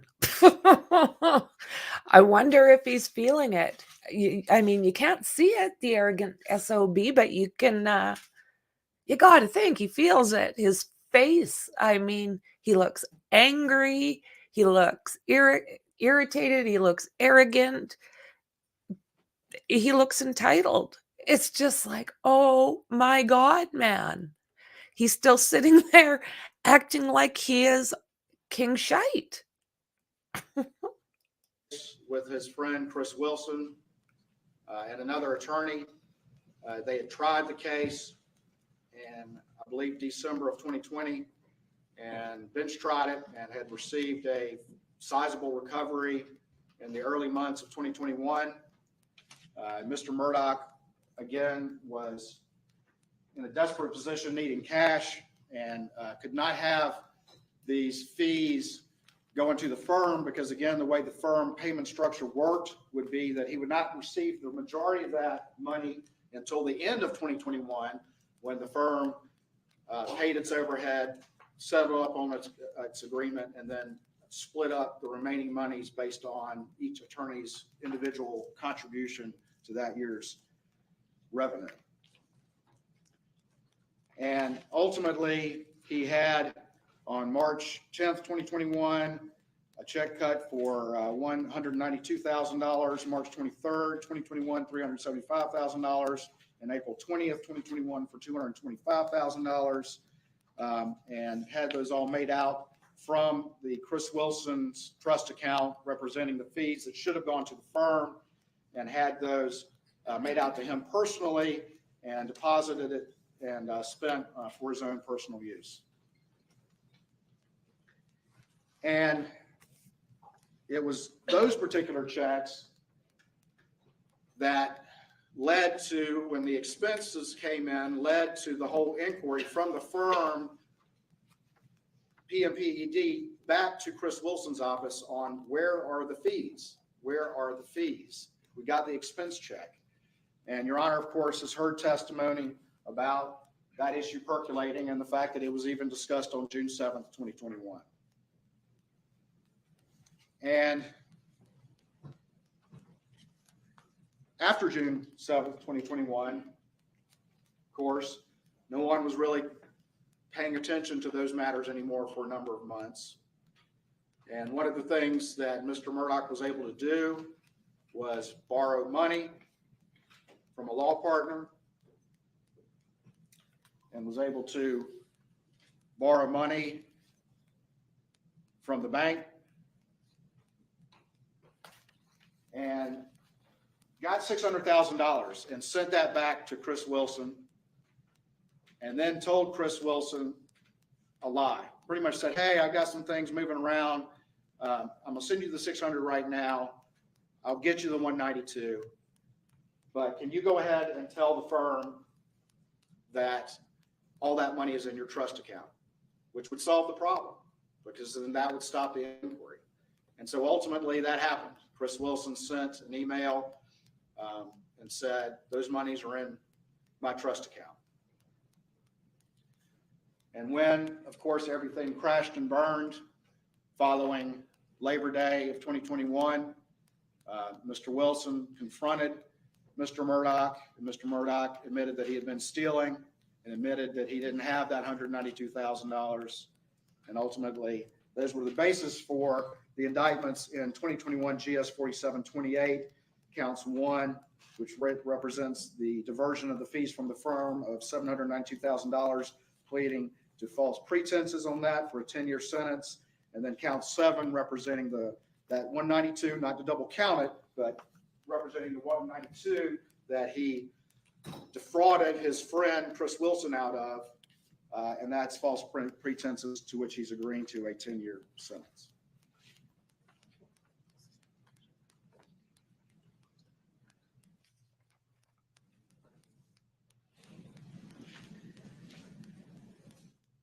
Your Honor, additionally, Mr. Murdaugh is pleading to 2022 GS 4710, count 1, and that is a criminal conspiracy, Your Honor, between him and Curtis Eddie Smith.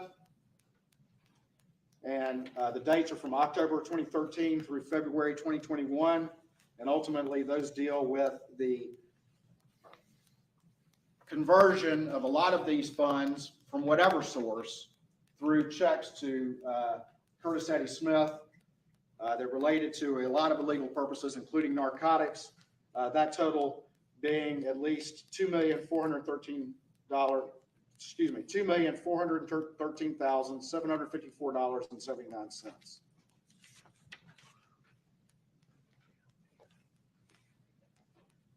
Finally, Your Honor, Mr. Murdaugh is pleading to 2022 GS 4734, count 9, and that represents his willful evasion of taxes for all of this ill-gotten gains, and that total from all those years is $619,391.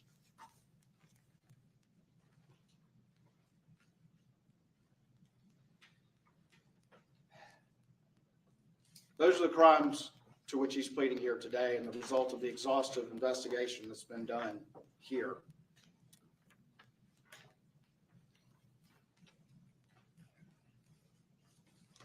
And Your Honor,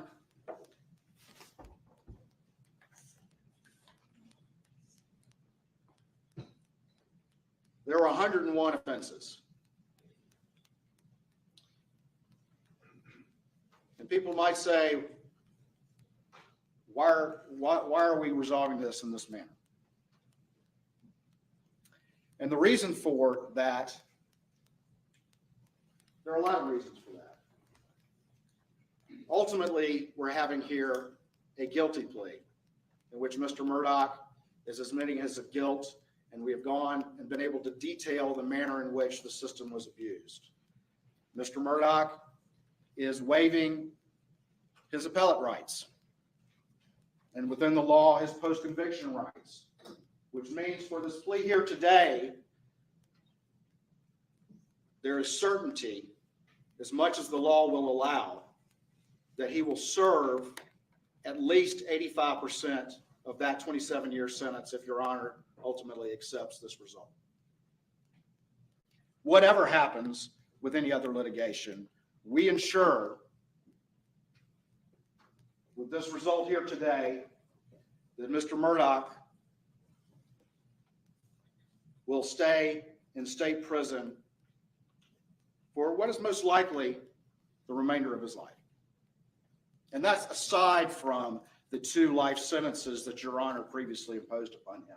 But we have to remember that this result here today is not for the murders. This result here today is for those white-collar offenses. And 27 years at 85%, Your Honor, is more than anyone can think of, state or federal, that someone has received for white-collar offenses. It's more than Enron. It's more than WorldCom. It's more than Carolina Investors.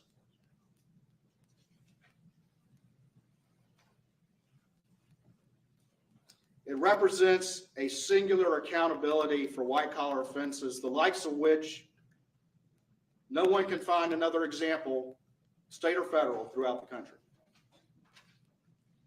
It spares a lot of these smaller counties what Colleton County already had to endure, and that is the expense in some of these smaller counties with less resources of these trials. It spares these victims those trials and gives them accountability here today, and means that ultimately we can be assured that there is an accountability for Mr. Murdaugh solely for the white collar, unlike anything anyone has seen. And we can be assured that he's not leaving state prison. He's staying in South Carolina State Prison where he belongs, because these were South Carolina crimes committed in South Carolina courtrooms, just like this one here, and South Carolina state court actions before South Carolina judges, just like you, Your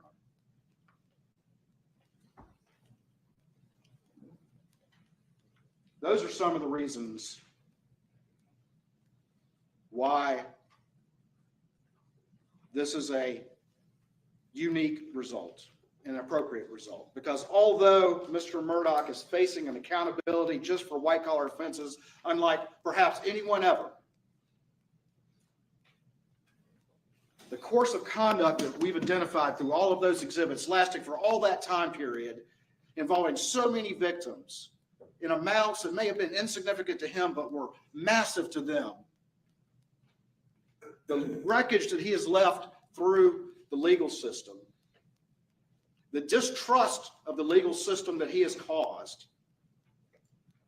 deserve a singular accountability more than anyone has ever heard of. And that is why this sentence is appropriate.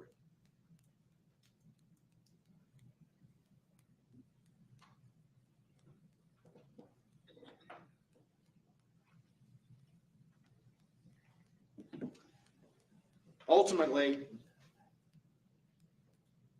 the firm, PMPED, who I mentioned, has been very cooperative with this investigation.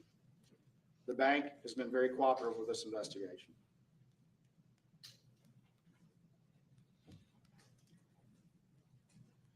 And we've indicted, in investigating this case, we've indicted the individuals that the grand jury found probable cause that there was criminality, which is a different thing from civil liability. And Your Honor knows there's all kinds of civil actions and civil matters that still remain associated with the wreckage and the morass that this man has caused.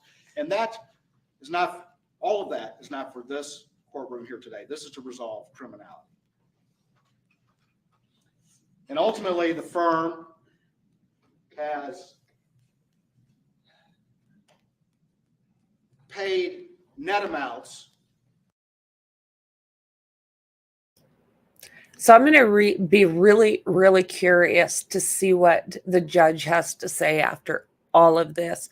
And we still have the victim impact statements to hear yet. And we know that the Satterfield boys are there. I'm not sure through the gallery if anybody else will be speaking. I'm trying to recognize people, but I'm not, to be honest with you. So what happened?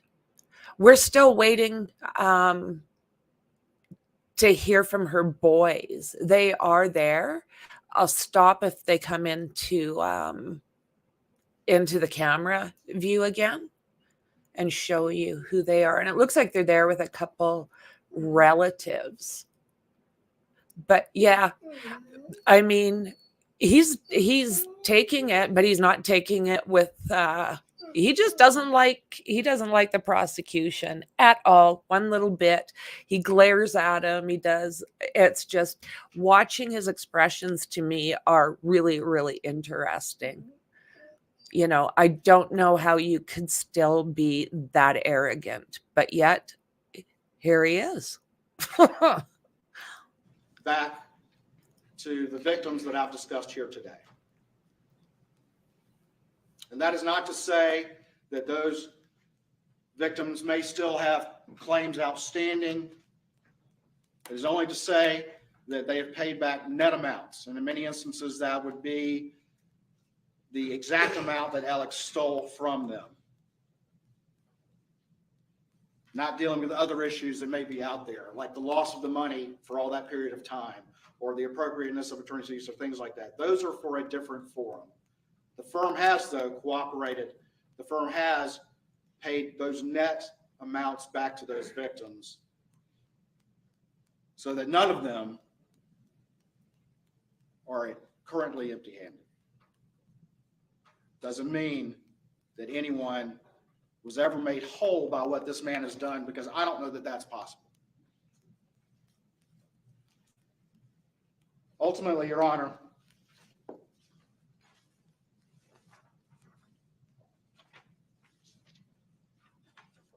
going to hand up a couple more exhibits.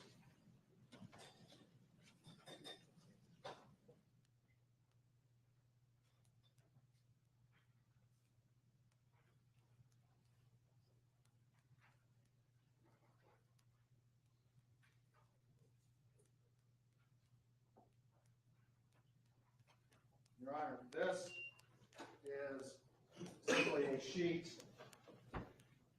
that has been provided by the law firm, going through a number of those victims, monies that they have paid, those net amounts, other costs to them. And again, this is not to settle on a restitutionary figure. This is just to give Your Honor an example of some of the expenditures that are out there. And I've discussed this with the defense. I'm giving these figures up to Your Honor, but assuming that this plea gets accepted here today, our plan is to ultimately work with the defense and with all the various parties to come up with a figure that is appropriate for a restitutionary amount, even though we all know that in the end, the well was dry, and the well was bled dry by this man.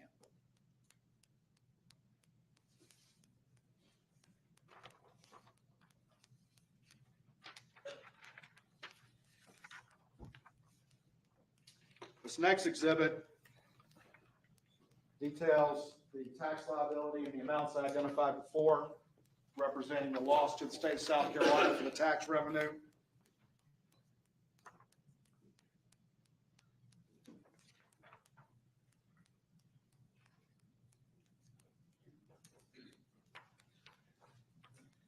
This next exhibit, which was an exhibit at the murder trial as well, Exhibit 25, represents the confession of judgment to the Satterfields for $4,305,000.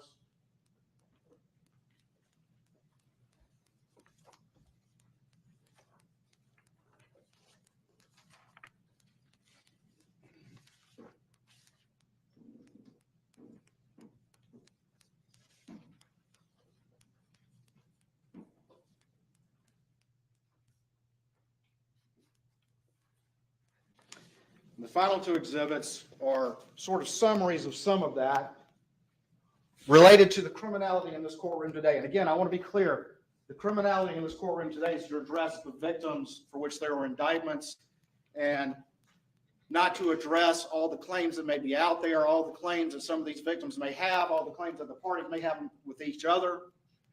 That's not the purpose of a criminal proceeding, but this is an effort for today's purposes, for acceptance of this plea, for exposure to the world of the extent of damage wrought by ELLERUP Murdaugh, to put some numbers on it. And if we look at that first example, if we look at those various factors that I've identified, we see a total of $12,425,254.32.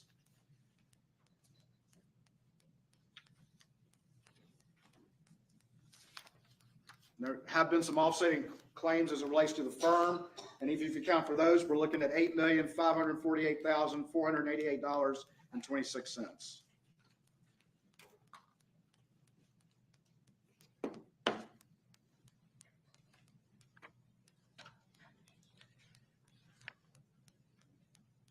To say numbers like that out loud, to detail these involved schemes for this period of time, is unique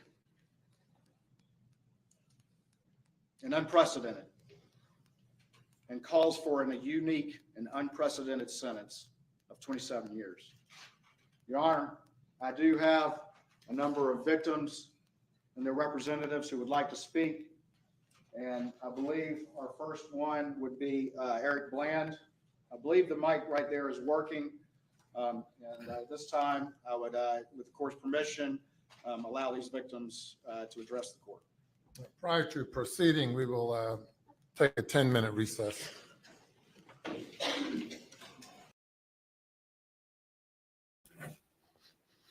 Okay, 10 minutes. Let's see here.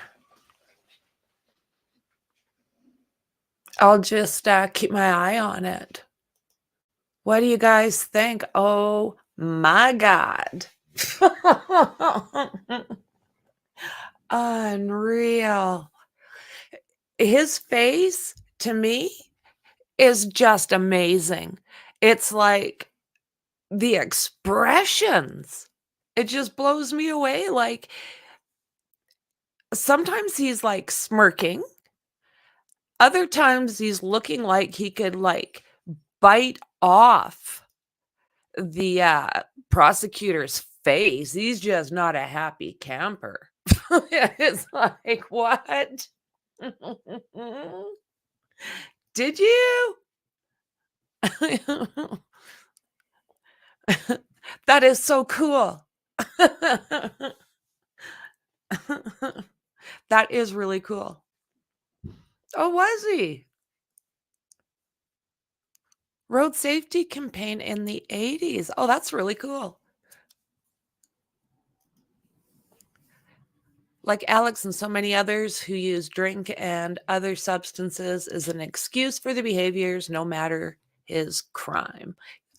Well said.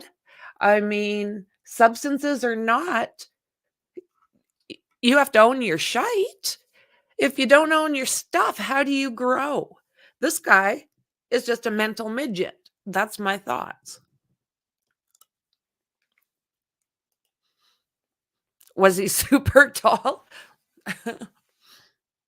I remember seeing Lou Ferrigno on a street in North Vancouver. Holy shite, he was big.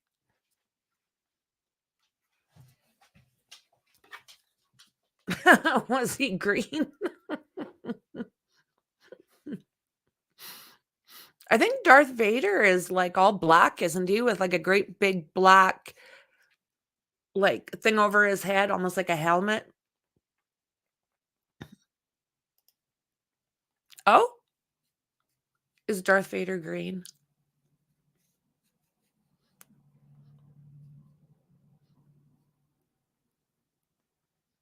Oh, Lufer. Yeah. He was a big guy. I couldn't believe it. Some of them, that you meet or you run into through, you just pass on the street or whatever the case may be.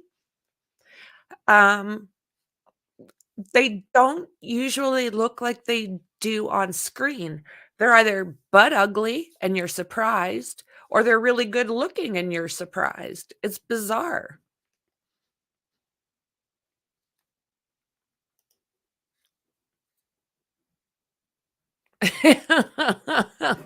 I think it was also the Jolly Green Giant selling peas.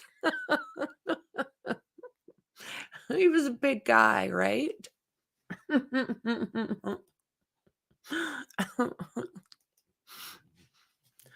So, I don't know. I might have to bump up that live again. I'll play it by ear, but I doubt very much that this is going to be over by noon.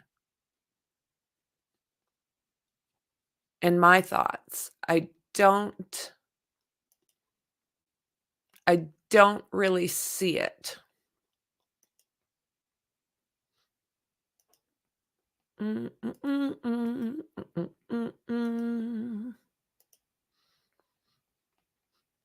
So, while we're just while they're doing this, we'll just kind of hang out. I think so. I think you're right, Dandy. I didn't realize that.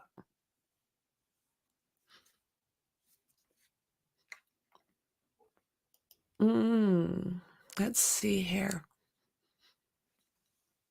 Wonder what time do you guys think is a good time?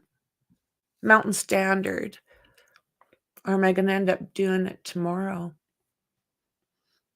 I'll leave it for now. Play it by ear.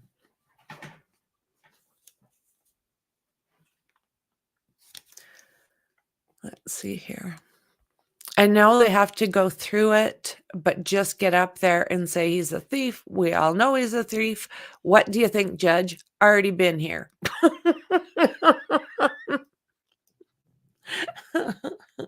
This is the thing. Oh my God. Oh my God. What an ish show. But you know what? Let's just hope he gets nailed. I think I was watching earlier, I was watching chat, and I do believe that the judge is going to throw the book at him. I really, really do. I don't think they have a love loss for each other. So I don't think he's going to do anything inappropriate, but he's not going to feel sorry for his little buddy. Do you know what I mean? Like, it became so blatantly obvious through that trial. And there is a playlist, so check it out. It's just something else that case was. Should be in his 80s when he's allowed parole if he lives that long. At least. I don't think he should get out. You know, I mean, he unalived his wife and son. And I don't know how that will ever be seen differently. And then on this one, he's just said in the M trial, he said, "Oh, I did this and I did that and I did this many of these and got them from here." And like, I mean, he said everything I thought there was to say. And he's pleading guilty. So I'm thinking, come on, like, let's do this. Bye. Dear Judge, he's a bad, bad man, and I rest my case. He's not worth the energy.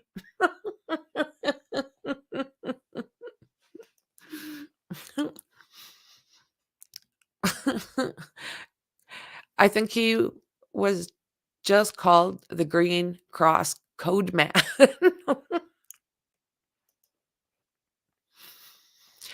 I think I was at primary school at the time.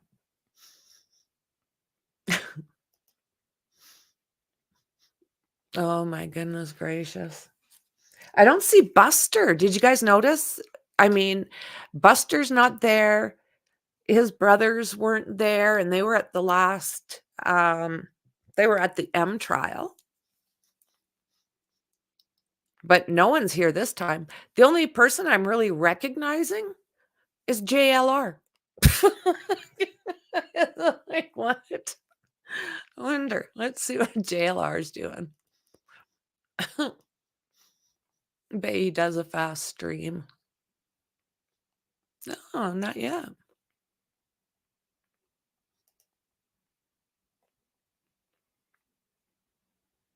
No.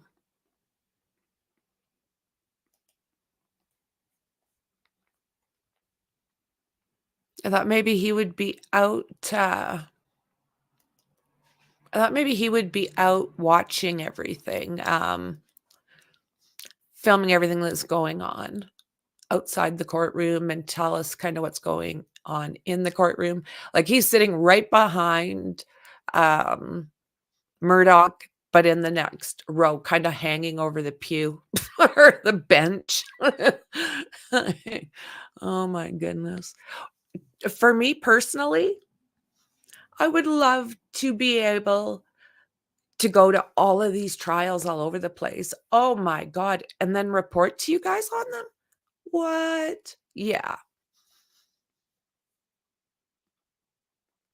Yeah. Is all this blabbering worth it in the end? Seen so many times. Lawyers go on and on. Coma moments. Then judge passes the worst ever sentence. In the end, it's so we sat for all of that. Yes. Yes. Haven't you? I've seen him quite a few times. Honestly, I mean, look for the bald head. I'm not being rude, but literally, I don't know if it's good lighting or what, but that his head is like shining.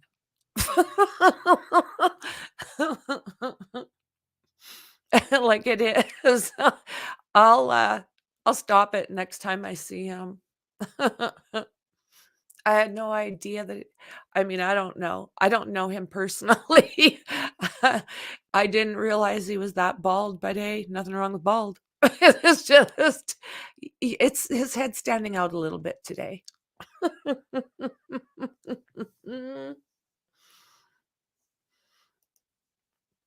I want to hear the judge say, "And may the Lord have mercy on your soul." Again, JLR, I do always show respect because he has allowed me to use footage that I get to show you guys. So absolutely no disrespect meant. I'm not really into content creator bashing, as we know. I'm allergic to drama. Yeah, we talked about JR the other day, right? On a stream. We talked about that show Dallas, who did kill JR. Wasn't it Sue Allen?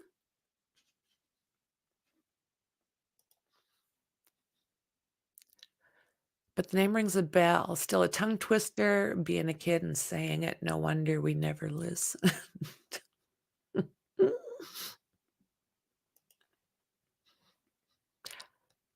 No, we've heard nothing from the defense. Just at the very beginning, Cheech was trying to tell everybody that, or tell the judge that he didn't think that everybody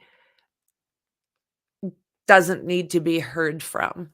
You know, he was trying to tone it down a little bit. But I don't think it's happening. Back to reality. Thank you. I was beginning to lose the plot with all this.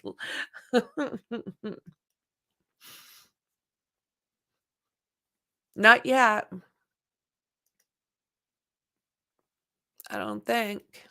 Let me look.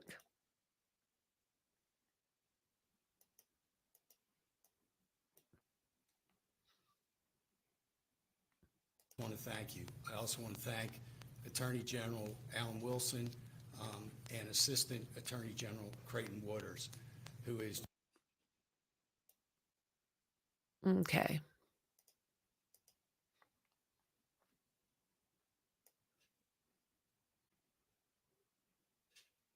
Sorry, guys. I don't want to miss any of it.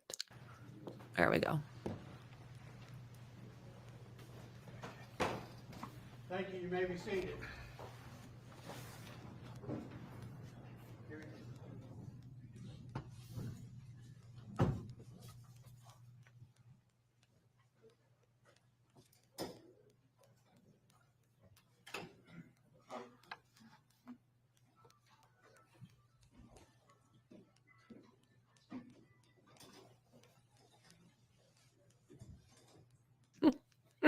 Ceilings, nothing more than ceilings.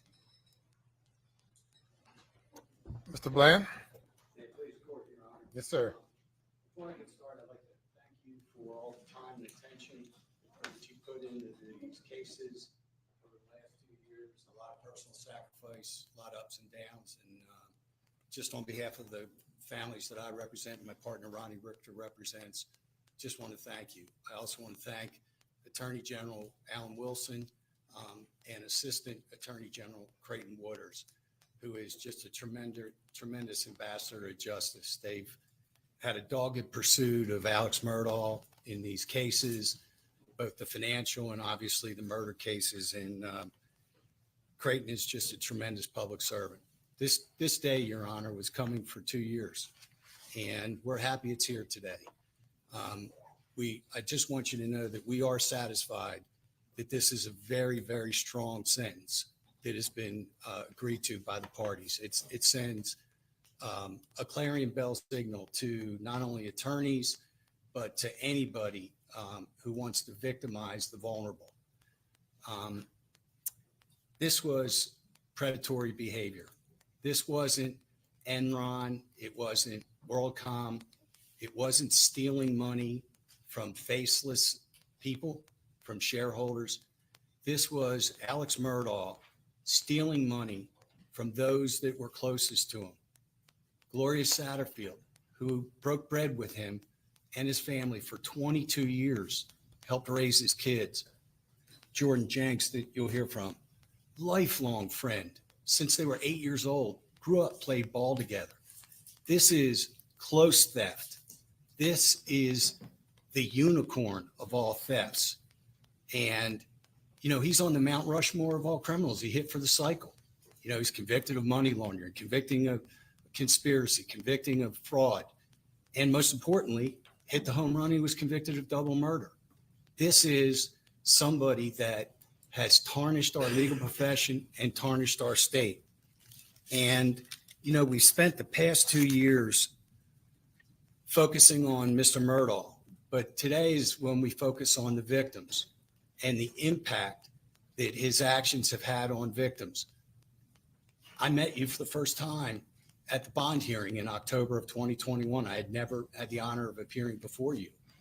And during that hearing, I said to you that Mr. Murdaugh needs to drink from the same cup of justice that every other criminal defendant has to drink from in our state. And I think today he's getting that full cup. It's served hot. And I'm very proud of what our state has done. But now let's focus on the victims. My partner, Ronnie, and I have had the pleasure of representing Tony Satterfield and Brian Harriet, along with the siblings of Gloria Satterfield. We've represented Alicia and Hannah Plyler, two sisters that you've heard about that were victimized by Alex Murdaugh. Jordan Jenks. We represented Sandra Manning. Nobody ever heard of Sandra Manning. She was the sister of Gloria Satterfield. $28,000 was missing. She was also a victim of Alex Murdaugh. We've represented Blake Hodge. Now, we've heard a lot of cases that talk about money theft, but there's a whole slew of other cases out there that deal with Mr. Murdaugh taking their cases. Blake Hodge was a paraplegic. And guess what he didn't do? He didn't file their cases on time. And case was lost on the statute of limitations. Those are victims too. We've represented Melvert Edwards, who's the father of Hakeem Pickney. We've talked a lot about Mrs. Pickney and Hakeem, but Hakeem had a father, Melvert Edwards. And there are some issues that concern that.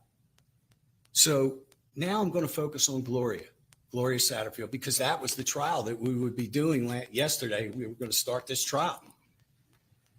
And Gloria, you know, I get very frustrated when I hear that she was just a housekeeper. She was so much more than that. I think Alex would agree she was so much more than that. She helped raise their kids, of Maggie and Alex's kids, Paul and Buster. She was a good woman. She was a good mother to Brian and Tony. And Alex exploited that woman, the woman who was in his house, the woman who helped raise his kids. He exhibited this type of predatory behavior where these people are not as educated as he was and is as a former lawyer. And he knew that they had something valuable. And he believed that their cases were his cases instead of the cases belonging to the client. So I'm going to introduce Brian Harriet. I'm going to introduce Tony Satterfield to the court and to everybody here. They're wonderful kids. They're Gloria's kids. Brian is a wonderful man, but he's a vulnerable adult. And Alex Murdaugh took advantage of this vulnerable adult. And it gnaws at me. And when I heard Mr. Wooders get up and go through the litany of crimes, I got nauseous. I'm sure I'm not the only one that got nauseous here. And so let's not delude ourselves. He's not just guilty of 22 crimes. He's guilty of all 102 of those crimes. And he will live knowing that he is guilty of those crimes. These boys, these men are wonderful Christian men, but their death of their mother was used to steal, to enrich himself at their expense. And, you know, I heard when he pled guilty, I wasn't in the courtroom a couple weeks ago, he used the words, I wrongfully obtained. That's not wrongfully obtained. He stole. Use the right word. He was a thief.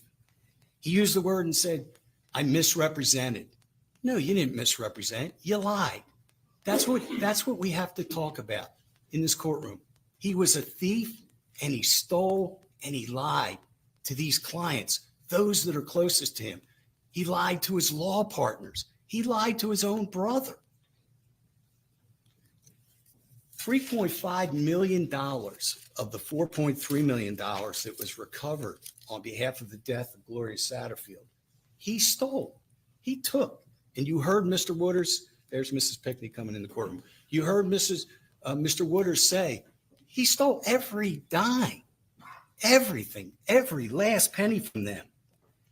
And, you know, I heard it said that, you know, Alex said 2 weeks ago, I'm really happy that I'm finally able to be pleading guilty, that I've been wanting to do this since September of 2021. No, you need to hear, Your Honor, what he has done since September of 2021 in order not to have accountability and in order not to accept responsibility for what he did. When we had the bond hearing, after the bond hearing, his lawyers said in a gaggle that the Satterfields should look to others to get their money. They shouldn't look to Alex, that there's other people that are responsible for that. That was the start. We sued him civilly. He didn't answer the complaint and accept liability and deny damages, which he could have done. He denied liability. From 12/21 through May of 22, we, my partner Ronnie Richter and I, negotiated a confession of judgment, the same confession of judgment that was introduced as, I think, Exhibit 23 by Mr. Wooders for $4.3 million. The money that he stole. He accepted responsibility. Did he? You'll hear in a second. He did not. But took 6 months to get a simple confession of judgment that should have been signed immediately. The murder trial, Mr. Harpootlian, who's a wonderful lawyer, probably one of the best our state has ever produced, denigrated this guy on cross-examination, Tony Satterfield. Disrespected him. That's not a man that's accepting responsibility. That's not Alex Murdaugh accepting responsibility. After the trial ended in March, Mr. Murdaugh tried to add these two men to the federal court Nautilus action as party defendants. And it was said that if Nautilus wants any money, don't get it from Mr. Murdaugh. You got to get it from these guys, because Mr. Richter and I, we recovered money, more than $7.5 million for them, but from other sources. If that wasn't enough, and Judge Gergel denied that motion, that wasn't enough to stop him. In the summer, they filed a motion to vacate the confession of judgment that he gave to them in May of 2022. He signed his name. He had two really good lawyers help him negotiate the terms. It was notarized under penalty of perjury. But then he went and filed a motion in our state court trying to vacate that confession of judgment.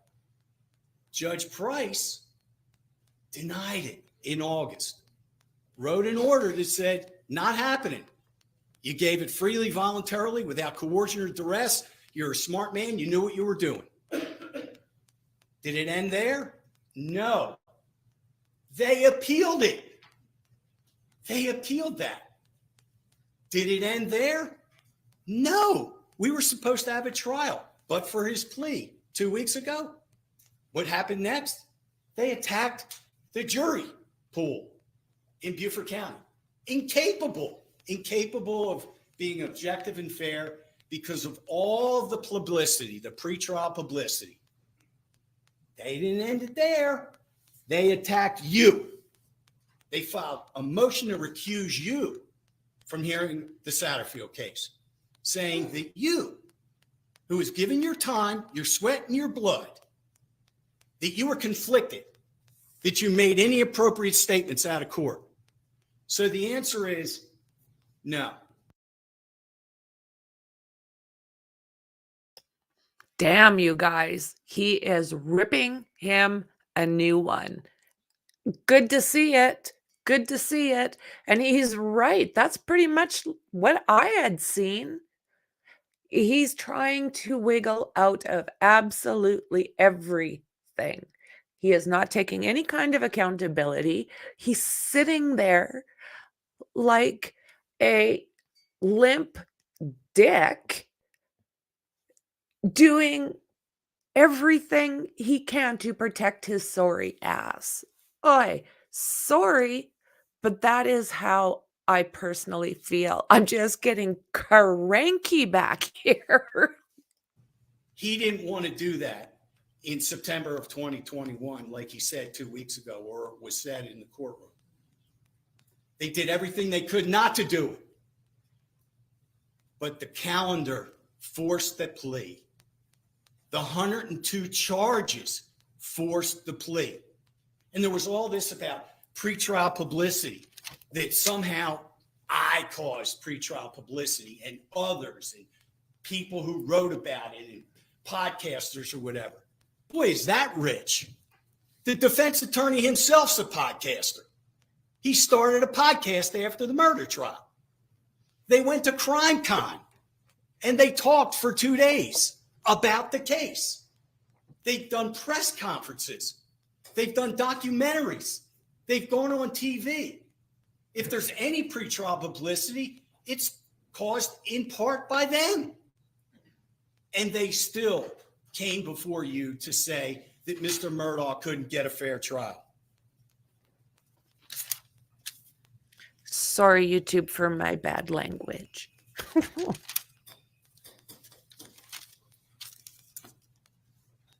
These victims' lives have been permanently altered. Let's focus on them. These are people that lost their mother, that lost their sister. The Plyler sisters lost their mother and brother. Arthur Badger lost his wife and was left to raise 5 kids. And you heard $1.3 million. He didn't get that money for 10 years.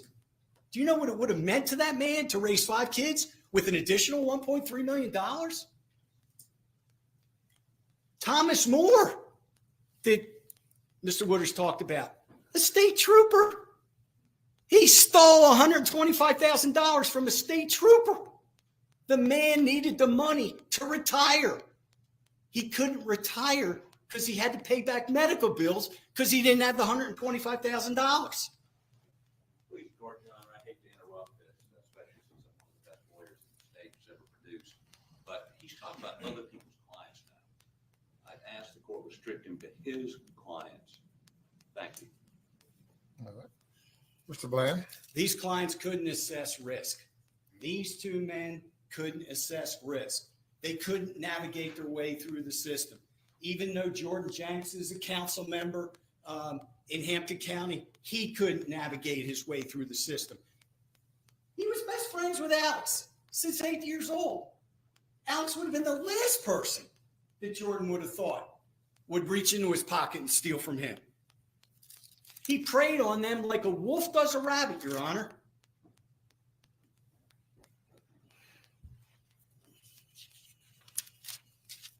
Being a lawyer is everything to my partner and me. 35 years we've spent helping people. Every one of these lawyers here, Jim May, Justin Bamberg, Mark Tinsley, we do it because we love to help our clients. It's a sacred trust. None of us ever look at our client's case as a piggy bank. He did it for 16 years. Now, I even disagree with the state. The state tags the number at $8.5 million. No, the federal government tags it at $10.5 million he stole. It isn't a white collar crime. It's a red collar crime. It's a red collar crime because it includes lack of remorse. just a systematic pattern of taking from clients, taking from the Satterfields, taking from the Jenks, taking from the Plylers, taking from the Mannings. It never stopped. The only reason it stopped was because of the boating accident, or it would have continued. Every client was transactional. And he has done more damage to our profession. All the lawyer jokes that we lie, we steal, we double deal, we go back in chambers with you, and we cut deals behind our clients' back. He sent us back generations. Our state was a laughingstock until you got a hold of that murder case. So now the Satterfields have a judgment. It's in stone. They withdrew their appeal. My clients want their money, Mr. Murdaugh. When do you plan on paying it? They want that $4.3 million.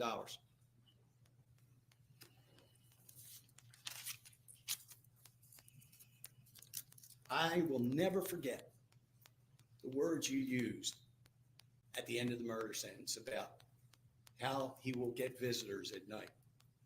It pierced me. And I'm here to tell you that Gloria Satterfield will visit him.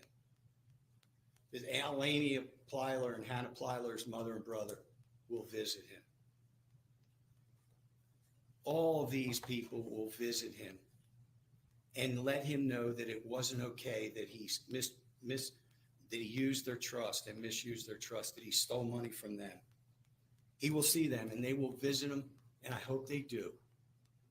Because not only did he hurt these people, he hurt his whole family. There's good in his family. Not everybody's bad in his family. He hurt his son. He tarnished his son. His father's a thief, a liar, a conspirator, and a money launderer.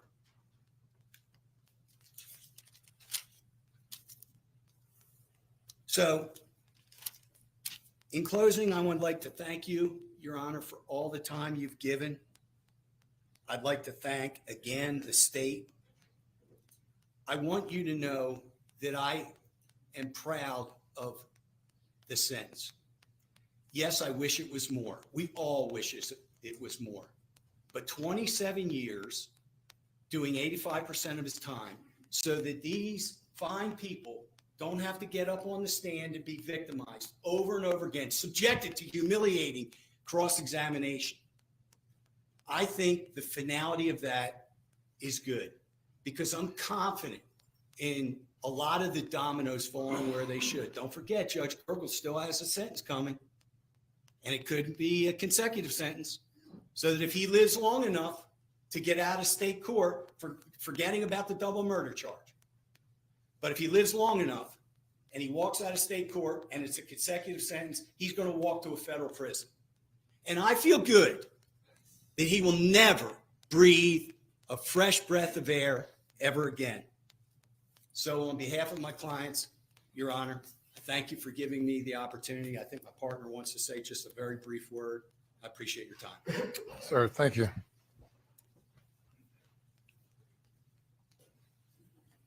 May it please the court, Your Honor. Yes, sir. I'm Ronnie Richter. I've been a lawyer in good standing of the bar of the state for 30 years now, Your Honor. I'm also a lifetime South Carolinian.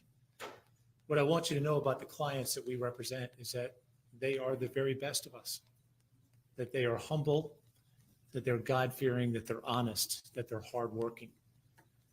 I've had a great career, but this has been the highlight of my career, to try to restore some faith that was destroyed by that man in the clients that we serve. I want you to know this too about the clients that we serve.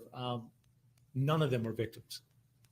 And I've heard the word said over and over. I'm even going to disagree with my partner. We don't have a victim in this courtroom. The word connotes that some accident has happened, that some misfortune has befallen them, that they are not victims. Prey, Your Honor.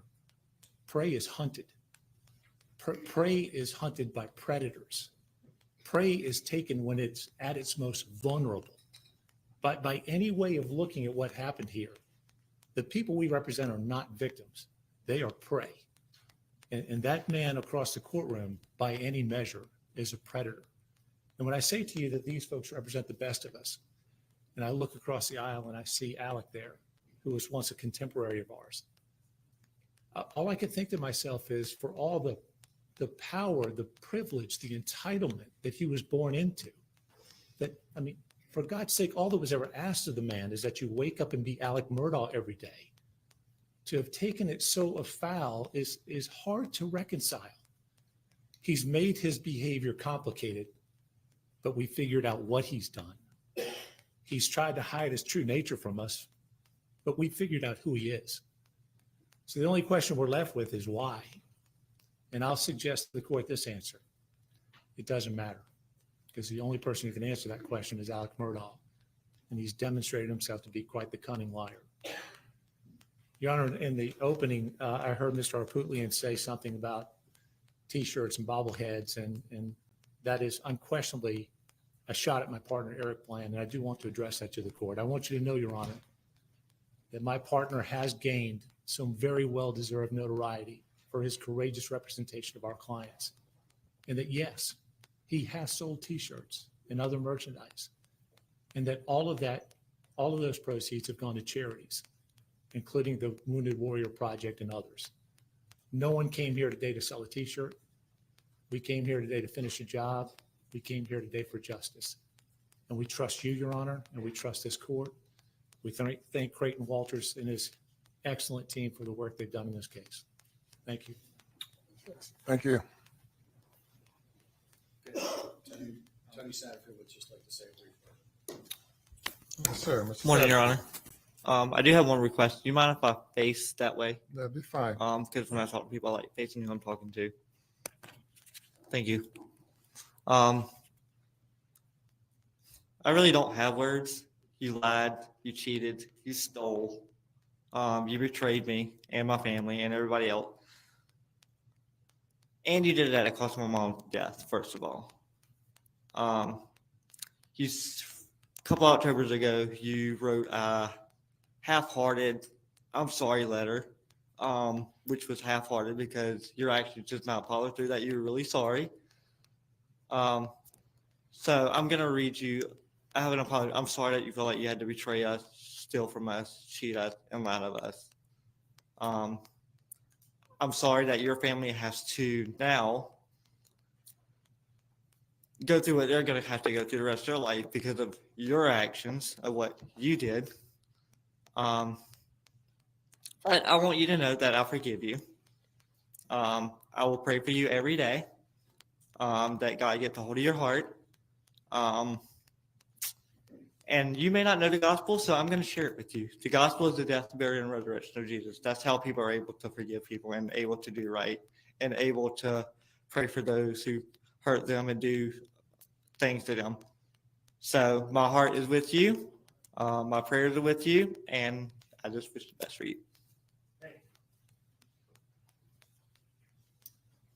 Look, this glorious sister, Ginger Howard. Yes, ma'am. Hi, Your Honor. If you allow me to speak. And again, I'd like to address it to Alec, if that's okay. Okay, a little louder, please. I would like to speak and address it to Alec if you don't. The mic adjust. Can you speak? Do you hear me? I don't know. Speak in it, please.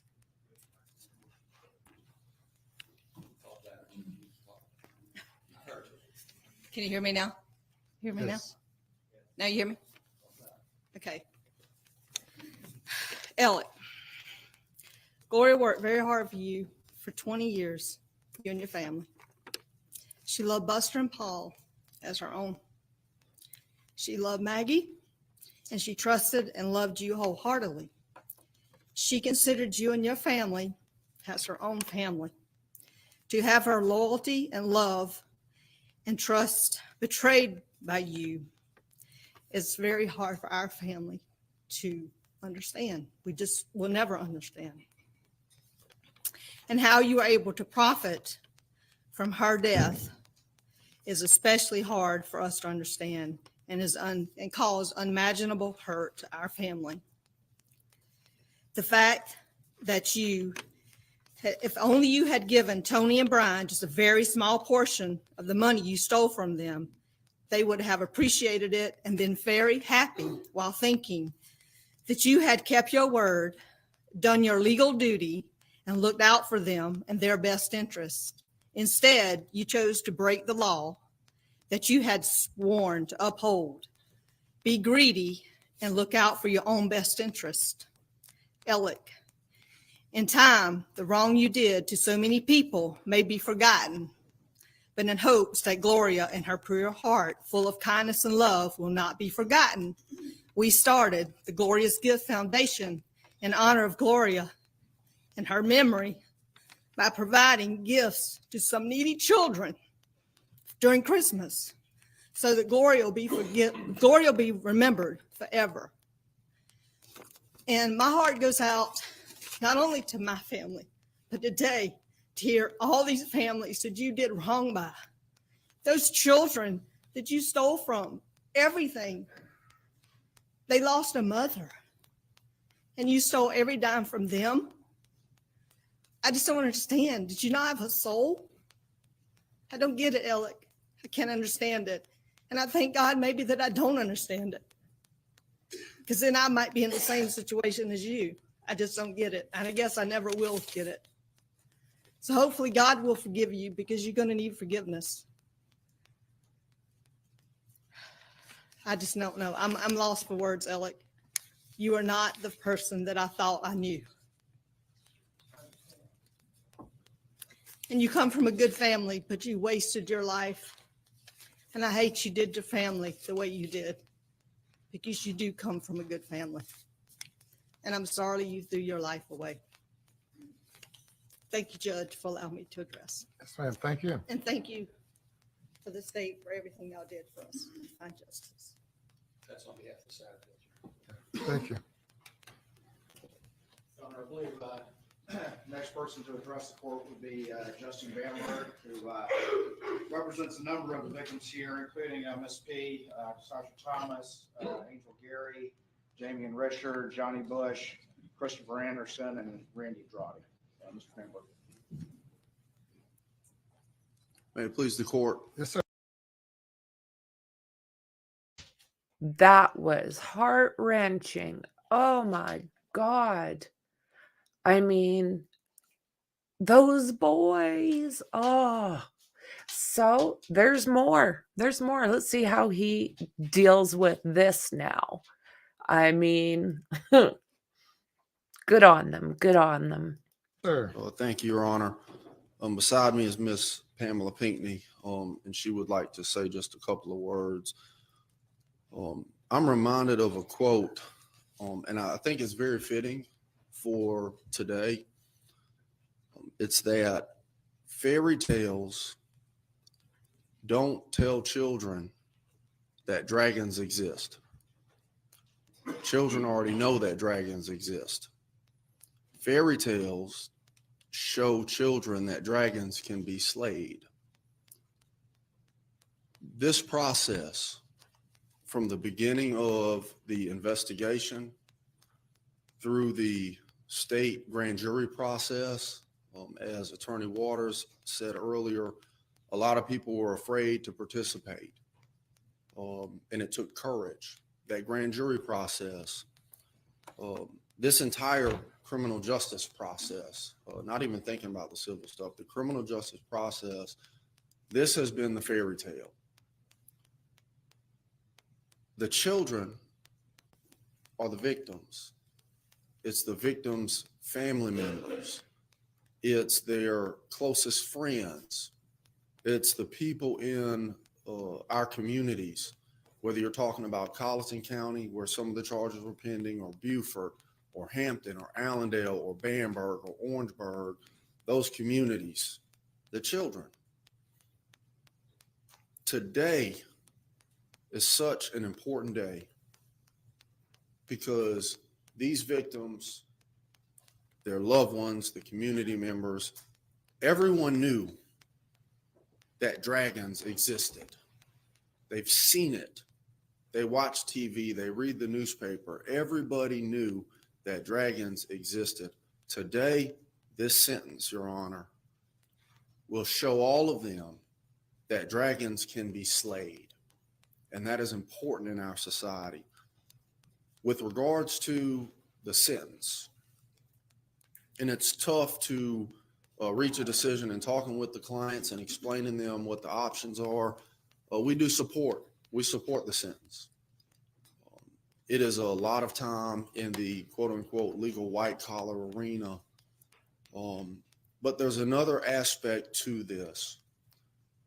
And I understand, I get it. I think my clients, the victims understand that this entire ordeal for a lot of people, not just in our communities in South Carolina, across the planet, this entire ordeal has been very entertaining to them.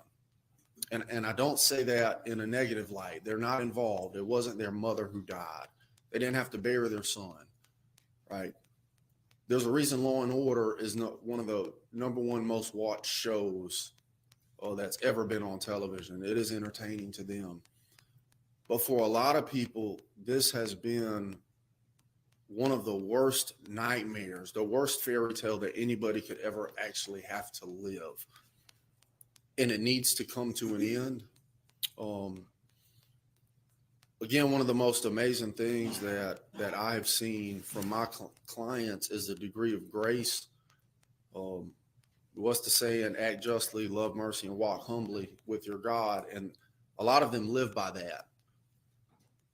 There are people who would have every reason and right to hate this man for betraying them, for what he did to their families. It's not just about money. These are not just names on a piece of paper or commas and decimal points. This was money that they needed for their lives. I believe there are victims who ended up getting put out on the street when their money got taken. If they had a reason to hate him or hate anybody, they would be justified. But the degree of grace and mercy that they have displayed by forgiving him, because that is their religious belief, and they stand on that. They don't just say that.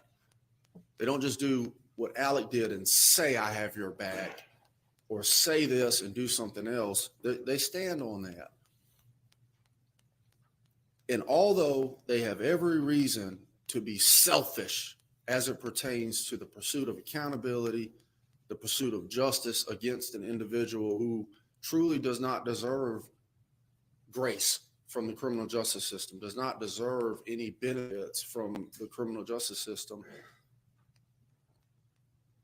they're still willing to think about other people. And Your Honor, you know I come from Bamberg County. We're one of the smallest, poorest counties in this state, filled with good, hardworking people, much like all of the people that Alec victimized. Folks in Hampton County, folks in Allendale County, where literally you try to wake up, do the best you can do, keep a roof over your head, food in your fridge, and a couple of presents under the tree at Christmas time. These victims are also thinking about those communities, their neighbors. The reality is that if Alec were to have individual trials on all of these charges,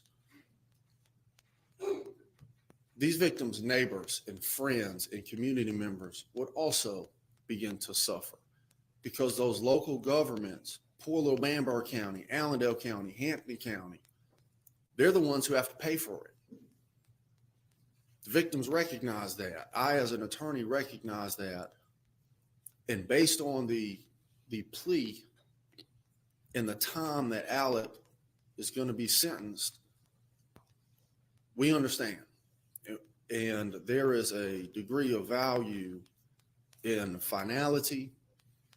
There is a degree of value for not just these victims, but these communities and the criminal justice system, to be able to actually see the dragon be slayed in this courtroom and sentenced to prison for what will effectively be the rest of his natural life. It's no secret how tough SCDC is. People generally age a lot faster in there.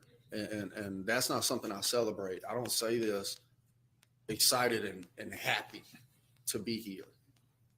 As a lawyer, I hate looking at Alec and seeing a former attorney sit there. I hate it. I hate to see somebody from our neck of the woods sit there.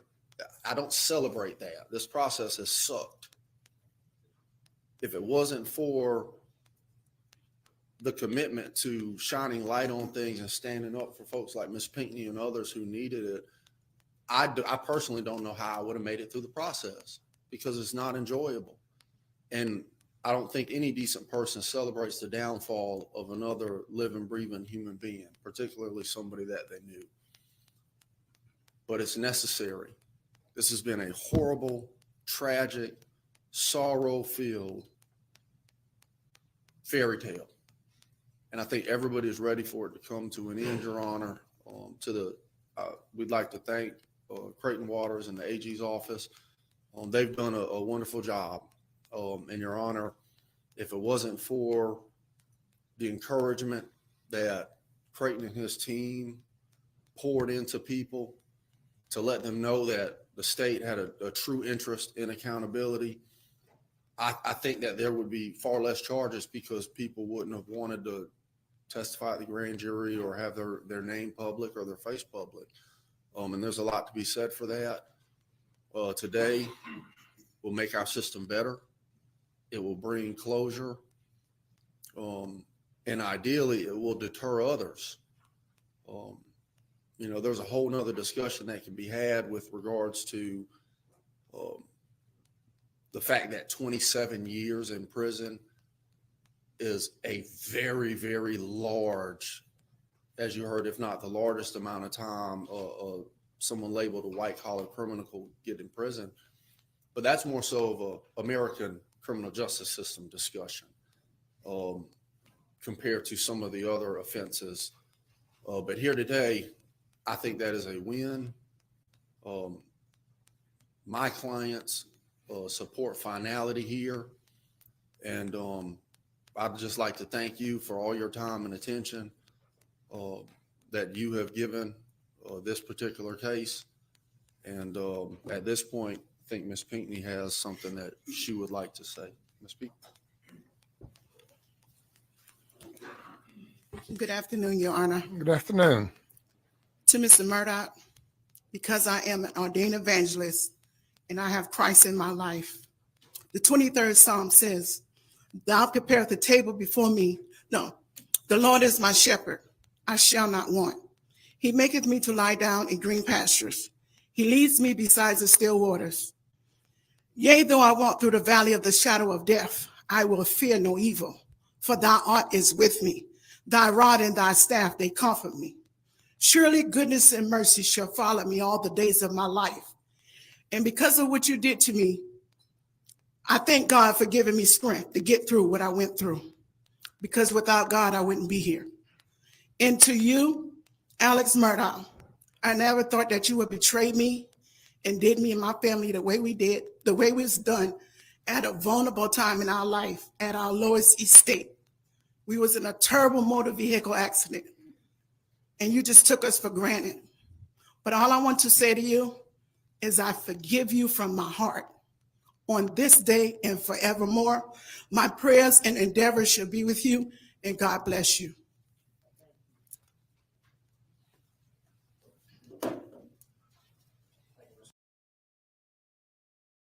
Whoa. Right, Carrie? Oh my word. Holy. I don't even, he has all of this coming. It's like, let them speak. This is amazing. But will he take it home to his, little cell and his new digs? Will he take this back with him? I don't think so. I think when he leaves this situation today, he'll forget about this situation today. I don't think he'll have any kind of, he's not learning from this. He's not going to grow because he can't acknowledge. It's just what? Mr. Bamble, our next person to address the court will be Mr. Mark Tinsley. Good afternoon, Your Honor. The longer I do this, the more I realize I don't know. I don't practice in this courtroom in terms of criminal defense cases. I don't understand why the label of a white collar crime is given to these crimes, to the predatory acts that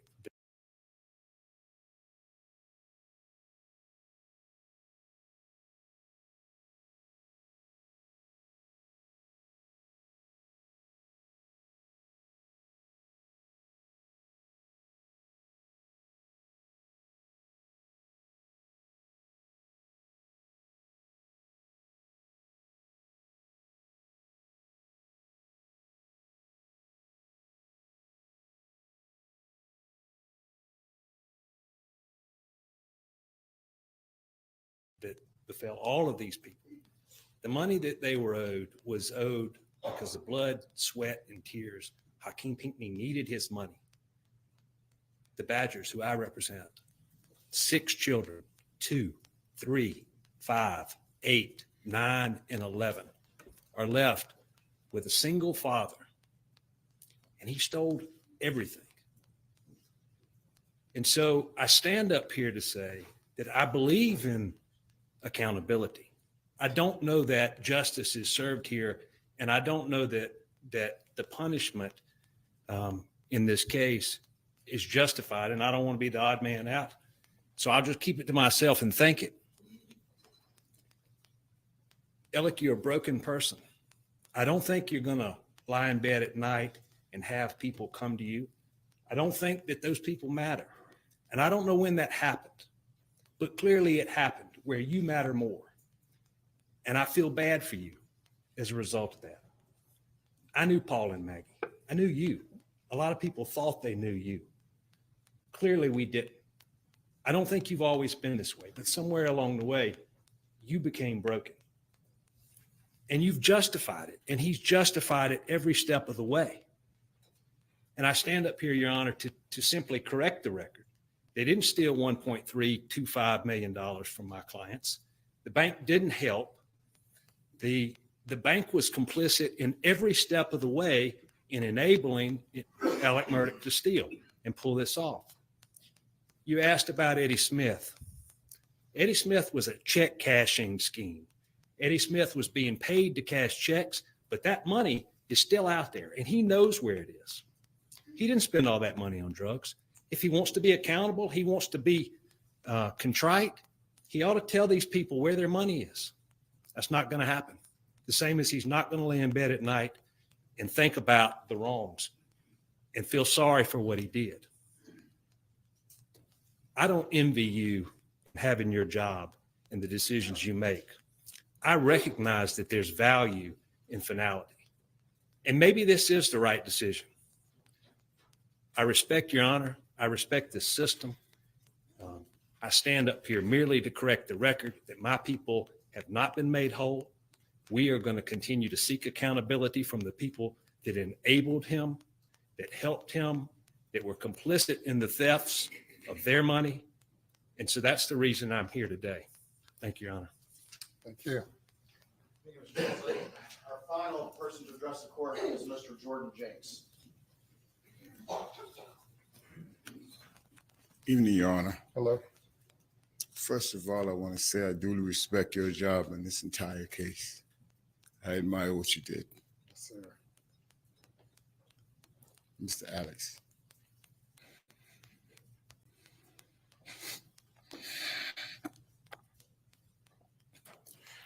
I've been waiting on this day.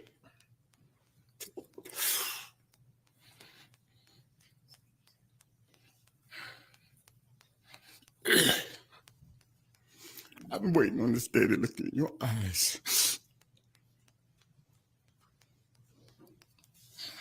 I wanted to sit down with you one-on-one. When I found out what you did, I just want to know why. I can say, oh, excuse me.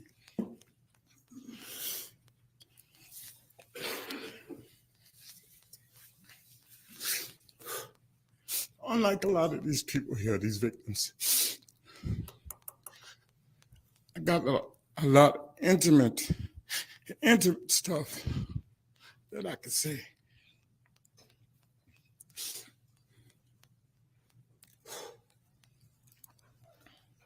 You remember all those wildlife hunts I had for law enforcement? Your entire family was the guest of honor. Mr. Buster, Judge Eldroff insisted on me taking care of them for the day. You don't know how many brownie points you got in my life from just that. I trusted you with everything. I knew I was gonna break. I knew. Mr. Bland, can you reposition his mic so I can understand?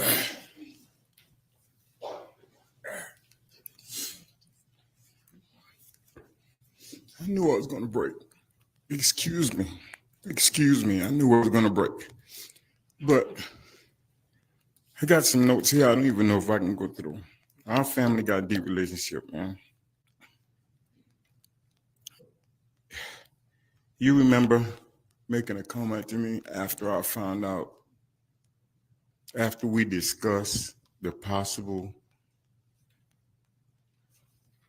amount this lawsuit was worth, and you made a comment to me, and you said, don't spend all this money foolishly. Tell me what you did with $20 million that you stole. Part of it being mine. And you know, I'm sitting there crying. I want everybody to, Judge, I need you to know. I'm not crying because of what he stole from me. I'm crying for what he did to everybody in the suit. These kids, these people dying. I didn't want to come up here and bash you, but I gotta ask you, what kind of animal are you? I can't even go over my notes. I'm not here to be your judge. Ultimately, that belongs to the good Lord and Savior. But may he have mercy on your soul. I didn't want to see you. When I saw you on TV in an orange jumpsuit, it hurt me. Still wasn't mad at you. Was this judicial system put together a system to deal with people that make bad choices? And my friend, you chose to make the choice you made. So I need the judge to know that I am full favor. I am in full favor of the court's recommendation for the 27 years. I can go back to us going to mediation. That you affected my wife. You chose to have Maggie deal with us those 2 days we were in Charleston in mediation. She catered to us hand and foot. You told me where to go and check into my room. We did. From that point, we never drove another foot. Neither did you. Maggie drove us everywhere we went. When all this came about, Paul, and Maggie, I couldn't believe it. I didn't believe it. But after sitting here today and hearing some of the devious things that you did to people, these victims here, changed my mind, bro. Once again, I ask you, what kind of animal are you? Boy, I gave you my all. I would do, the money you stole from me, you could have asked me for it and I would have gave it to you if that's how I felt about you and your family. You didn't have to steal it from me, man.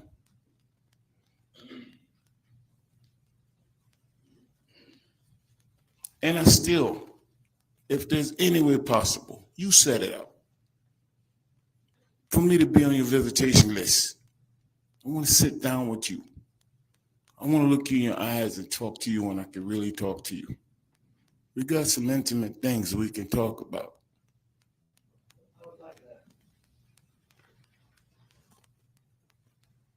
But why, bro? Why? Such a talent. Do you know what you just threw away? You know how talented you are?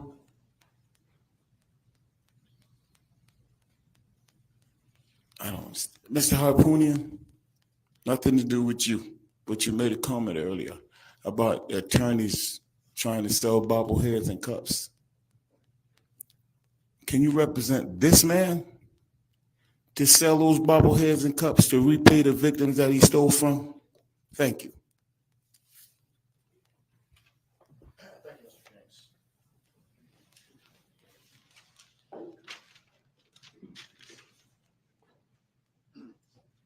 Your Honor, that is all of the victims that wanted to address Your Honor today. I've obviously already spoken extensively. I know that we need to get to the defense and might have some final closing comments, but I will say this, Your Honor. I appreciate these folks speaking. I appreciate Mr. Bland and Mr. Richter, the passion they expressed. I appreciate and was blown away by Tony and his words. I appreciate so much Mr. Bamberg's words, putting in perspective some of the considerations that we have to consider in slaying the dragon, and having not only Mr. Bland, but Mr. Bamberg and Mr. Tinsley having been there at the beginning of this investigation. I appreciate Mr. Bamberg putting in context the effect that these trials have on communities and have on the system. I understand Mr. Tinsley and some people saying, is 27 years and 85% enough? I understand you. I've wrestled with that over and over again as we thought about that. But we also have to realize the real human cost to multiple trials, because while this has become TV, it's not. It's not about that. It's not about trials to generate content. It's not about the notoriety. What it's about is getting justice like it's never been seen before, in a situation like it's never been seen before. And doing that in a manner that doesn't break the system in this county or other counties, and allows the state grand jury and law enforcement to focus on the next dragons that need to be slain. And there's a lot of them.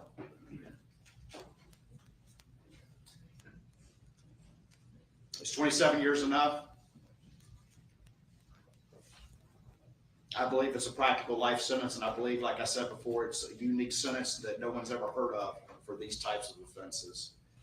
But I echo what Mr. Tinsley said, and I understand his reservations, but I echo what he said when we talk about white-collar crime, because the effects are devastating. And I handle a lot of white-collar crime, and I see those effects, and you heard it in the voices of these victims, and I've seen it in looking at their eyes.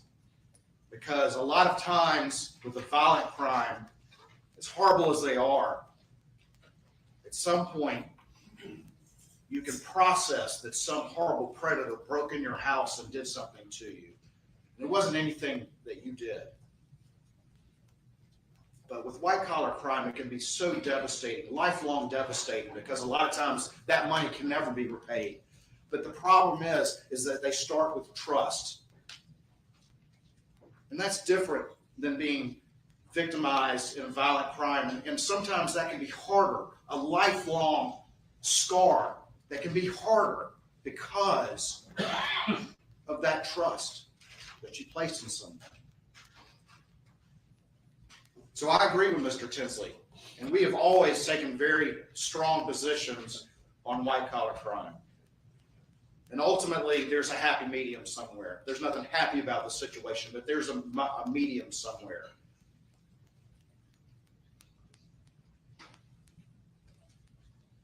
I think that you heard from Ms. P and Mr. Jenks and Mr.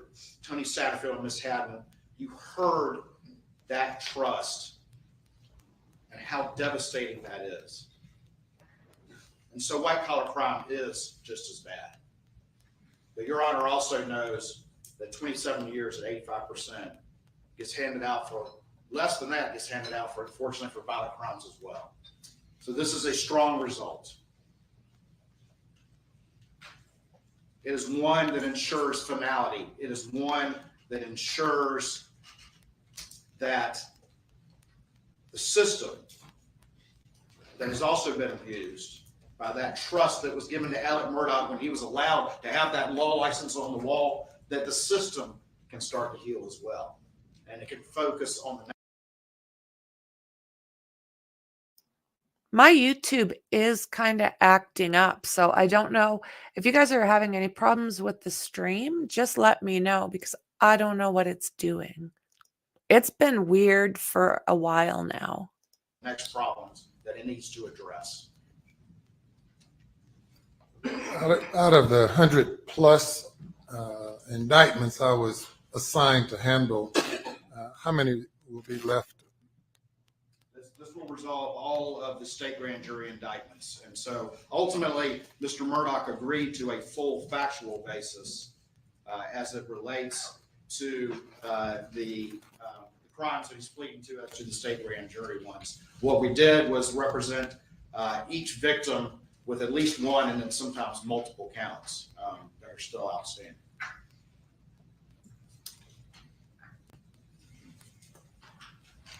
Well, of course, the Chief Justice is not chief of just the state grand jury, but the entire court, unified court system. How many other indictments aside from state grand jury will remain if this plea is accepted against Mr. There will Murdaugh? still be the county indictments for the side of the road that are still outstanding, that are not resolved by the state grand jury pleas here today. Unfortunately, I do not have that exact number in front of me. I think as it relates to Mr. Murdaugh, I think there's 4 charges that are outstanding. What's proposed to be disposed of include all the state grand jury indictments only? That's correct, Your Honor. This is a state grand jury plea here. And aside from the specific one, he is offering to plead guilty to, the remainder will be dismissed? There is no deal on the table for those charges. The defense and the parties will discuss those after today, but this is to resolve state grand jury. Referring the remainder of the state grand jury indictments will be Yes, sir. dismissed. Yes, sir. As in return for his plea here today, he is agreeing to a full factual basis, except for the offered one that I mentioned before. So even though there are representative charges, he's agreeing to the conduct that's been alleged. Yes, he's pleading to 22, and the remainder will be non-prossed upon successful conclusion of this plea. All right, thank you. Your Honor, the last thing I will say before I turn it over to the defense is on behalf of the Attorney General Alan Wilson, on behalf of the state grand jury team, on behalf of SLED and all the law enforcement partners that have worked so hard, DOR as well, that worked so hard on this case, we would ask you to accept this plea and to issue the negotiated sentence of 27 years. Thank you. Okay, Mr. Harput then. Please record, Your Honor. Yes, sir. We would join the Attorney General in urging you to accept this 27-year guilty plea. It is, as he's pointed out, harsher than any defendant charged with similar crimes has ever received in the state of South Carolina. Alec Murdaugh stood before you and pled guilty, except for the one offered plea, guilty to this course of conduct. He has admitted that he is a thief. He has admitted that he lied about it. He has admitted that he victimized people that put their trust in him. That in no way entitles him to any mercy, if you will. But what it does do, I think that should demonstrate to the court, is that he's, rather than putting all these people through trials, he wants to put this behind him, understanding that there is a high likelihood on these charges alone he may never leave prison, although he has 2 life sentences without the possibility of parole for the murder charges. He would like to address the court and these victims. If you're it, he has a statement he'd like to read to the court, which should take about 5 minutes. And then, as I understand it, 10 minutes, I'm told. The only other thing we would say is this, that we, subsequent to today's proceedings, will attempt to work, and we would work out a restitution amount, as the Attorney General's indicated to you already. Do you all have an agreed number of days that he's entitled to credit for pursuant to section 241340 of the South Carolina Code? Your Honor, the amount that we've calculated is 505 days. That would be the time period from October 14th, 2021, when he was taken into custody on those initial 2 arrest warrants, through March 3rd, 2023, when he began to serve his sentence for the double murder.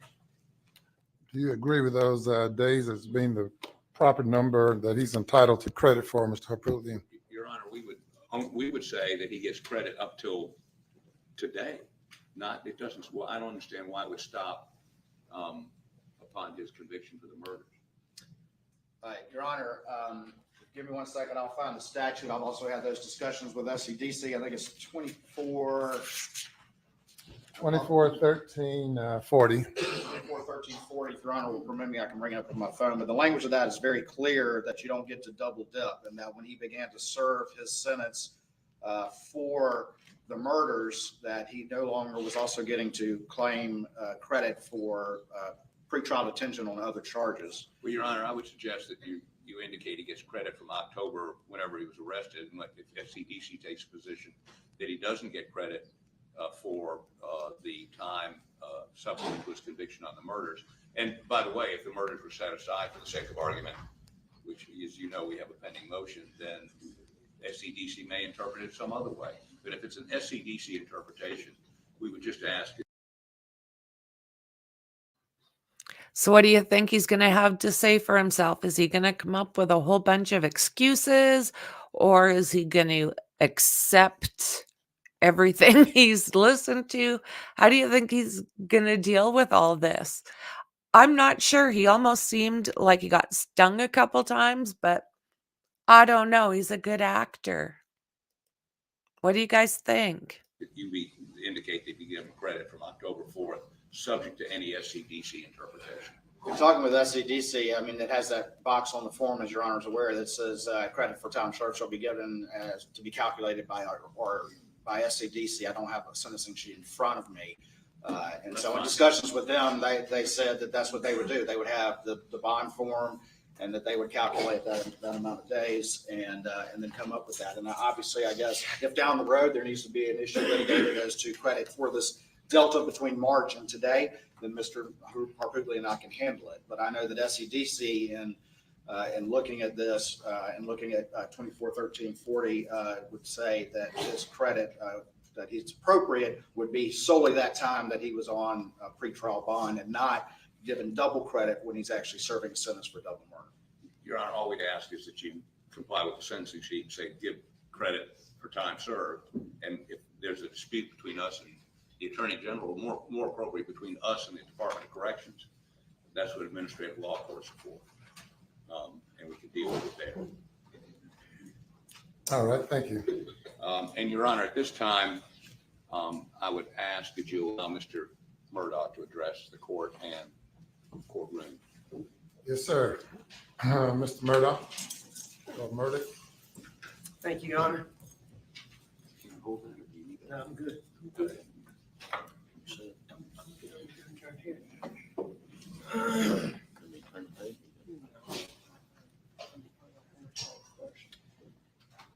But thank you, Your Honor. I'm going to speak to the victims who spoke to me. You need a hand free, or are you good? Having a hand free would be helpful, but I can handle it without it. Okay. Hey, hey.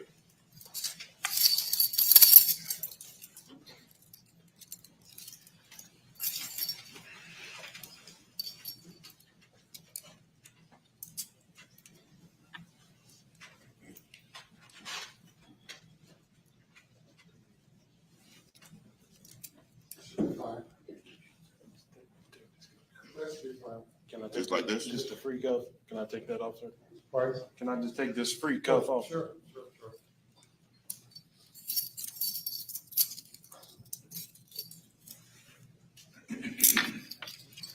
Thank you, Your Honor.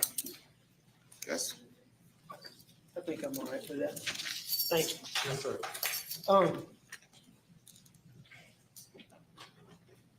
I want each of you that spoke to know that I listened to you. I heard you. Your pain and your hurt is palpable. I get it. It's reasonable. And I promise you that it resonates with me. I understand it. I hope that the time will come when you can look back and know that despite the things that I did, that I care about each one of you. Because I do. I did terrible things. Each of you placed your trust in me. I was very proud of that. And I'm still today honored by that fact that I deceived each of you. Terrible. I did terrible things. Things that thinking about right now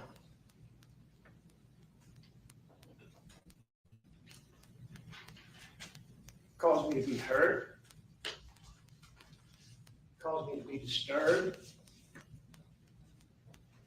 It is so important to me that you know how bothered that I am by the things that I did. And it's important to me.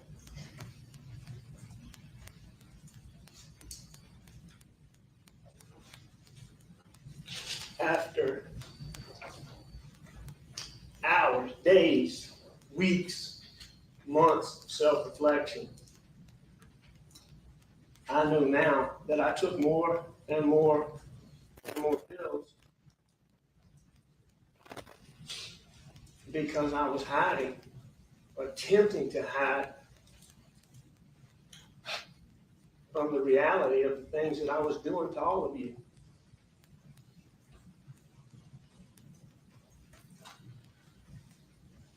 I do care about each of you. I have special recollections of my interactions with each one of you outside of the terrible things that I did.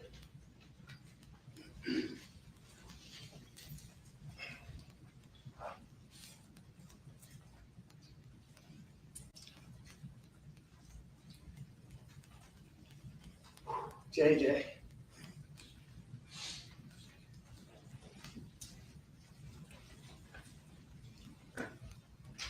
I felt as close to you as anybody. I still do. As anybody I can think of.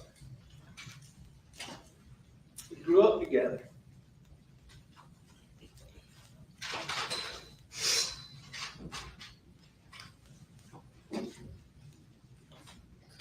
And JJ, we've hunted and fished together, alone, all over the low country. I mean, I think we've talked to each other about everything that's important to both of us. And man, I hate the things that I did. Our daddies were the best of friends. I mean, I mean it. When I say that I care about you, as hypocritical as that seems in light of the things I did, it is so very true. I did care about each of you, and I still care about each of you. Michelle, I can't think of a bad day that a hug from Miss Carey and a kiss from Miss Carey that she would always give when I would see the two of you, because I never saw one without the other, that wouldn't make better.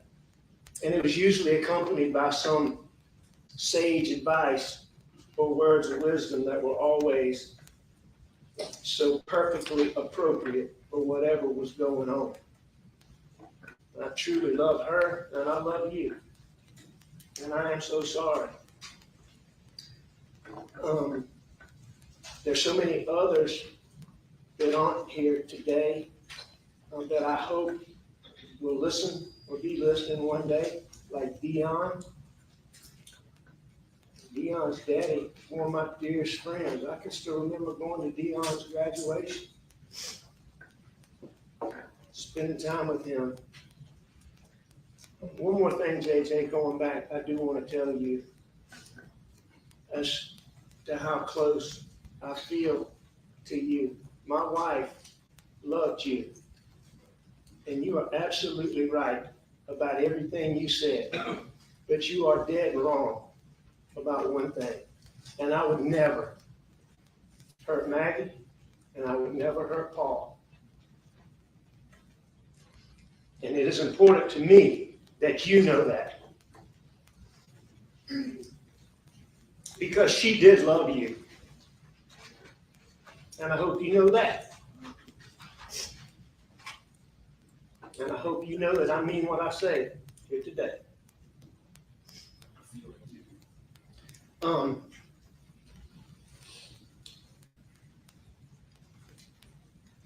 Jamie, Richard, man, Damien's uncle and daddy were as close to me and my daddy as people can be.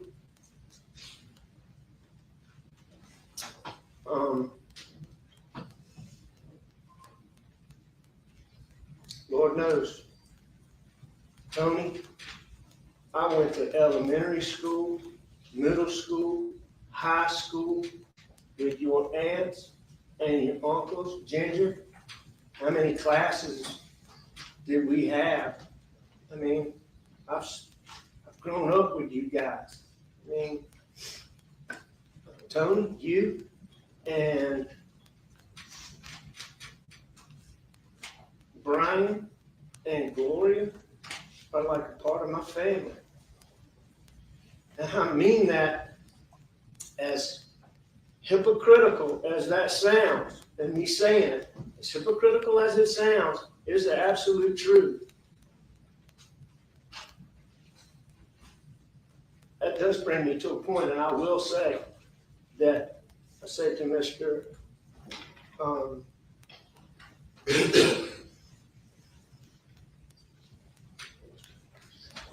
Mr. Bland, Maggie and I raised our two boys with input from her mom and dad and input from my mom and dad. But we are the people who raised those boys and us alone. With help, With that being said, Eric, with that being said, there is no person, period, that was more important to my family than Gloria was. To all of us. To me, especially to Maggie,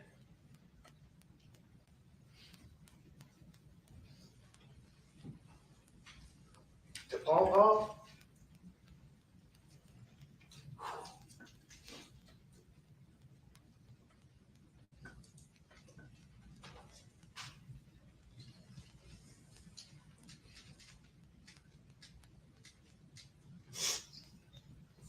Lord knows he adored her.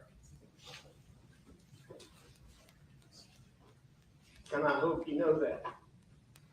And Buster, and me too.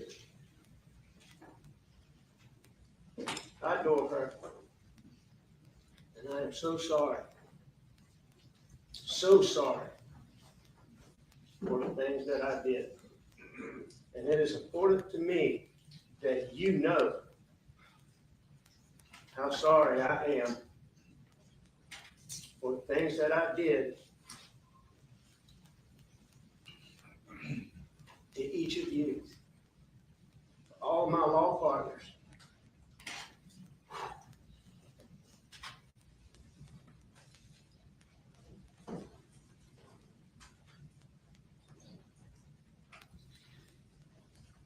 There's no guys.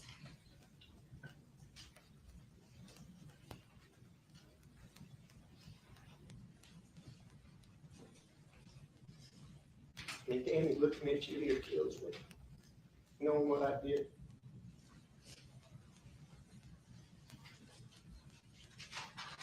And you guys, we shared every facet of my life with every member of my family. You are my family, Danny.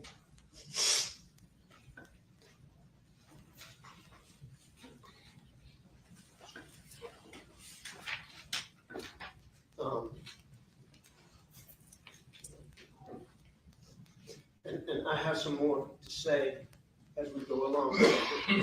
We'll talk in some more detail. But to you, it is so important. Two things today that are most important to me is making sure that you do understand that I do care about each and every one of you. Number one. And number two, that I am so sorry and that I hate and am so bothered by the things that I did. And this brings me back to the text that came out in trial that I believe I sent to my paralegal, Christy, as I became better and less sick in rehab. One of the things that bothered me was knowing how I hurt the ones I love the most, the worst. And you all are included in that sentence. I hope you know that. Tony, Brian, when I decided to make up the story and the claim about the dogs and Gloria, I did it with good intentions of helping you. I am so sorry that those intentions very quickly became selfish. And I am so sorry that I continue to involve you in my actions. And I am so sorry for everything that you, and I want to make sure the whole family knows that I am so sorry for everything that you have been through.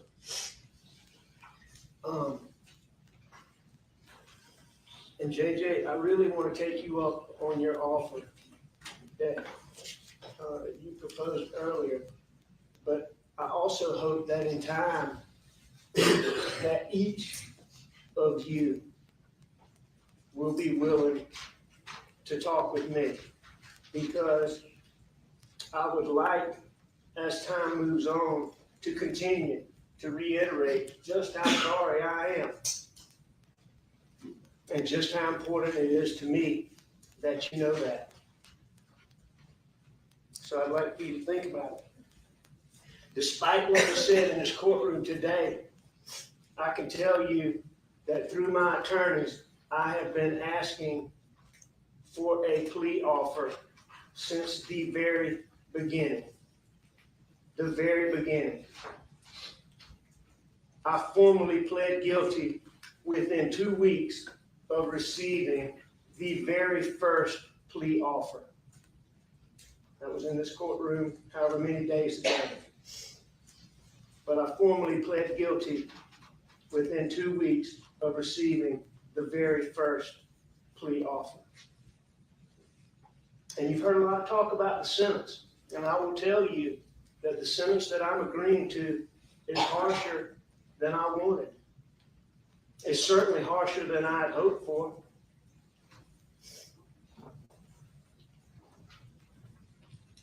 I will tell you that while I am pleading guilty for a number of reasons, all of which I believe are valid, none of those reasons is more prominent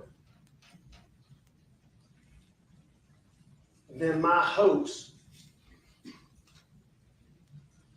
that seeing me punished will help each of you heal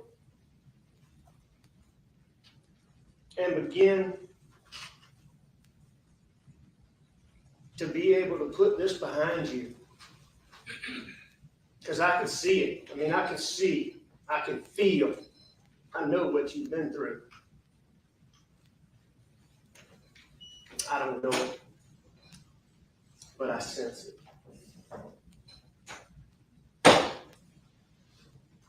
And I am so sorry.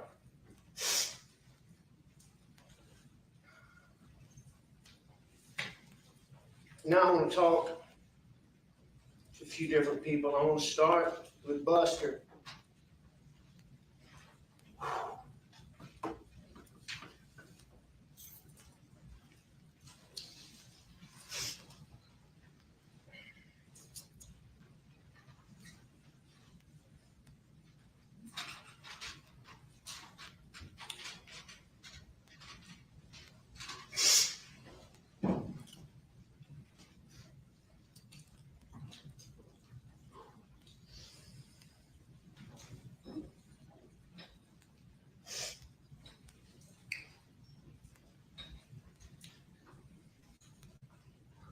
Buster.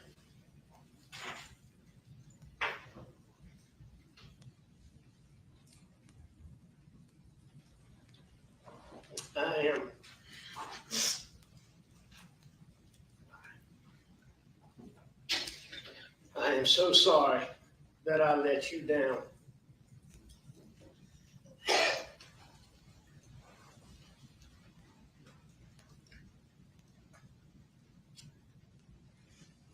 I am so sorry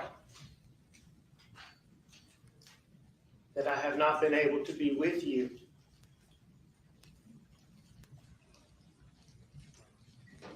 During such hard times.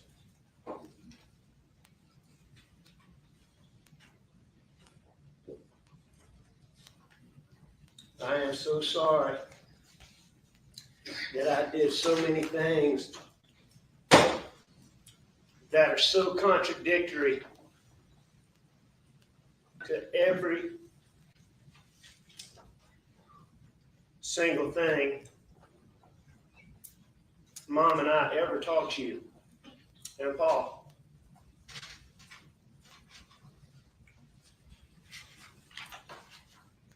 I am so sorry. I am so very sorry that the things that I did and that I am pleading guilty to here today have somehow caused some people, especially people on social media,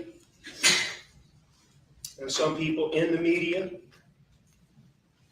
to somehow believe that based on the things that I did, that it is somehow okay to make false, baseless, unsubstantiated claims against you that are not only based on no facts and no evidence whatsoever, but are also not based on any semblance of reality whatsoever. And I am so sorry that you have had to go through that.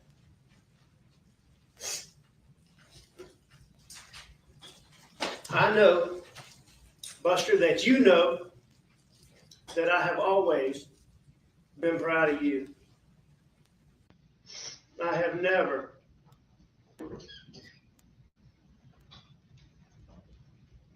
been more proud of you than I am for the way that you have handled all of the adversity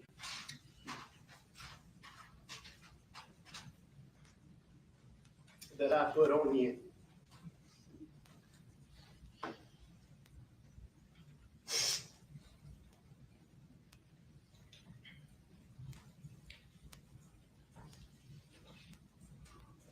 Your whole family is proud of you.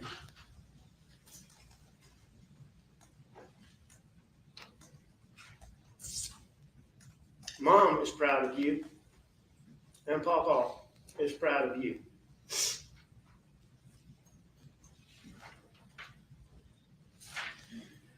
I see in letters, emails, and messages that people give to my attorneys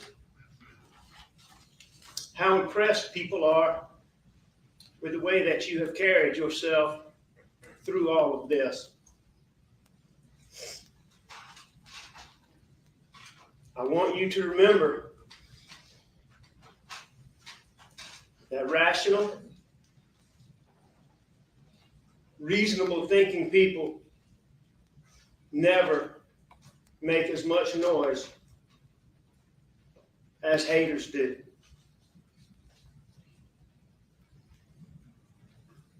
I want you to continue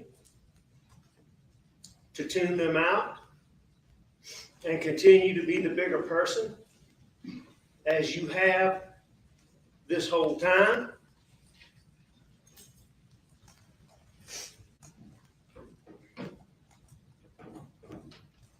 I want you to continue to stay positive.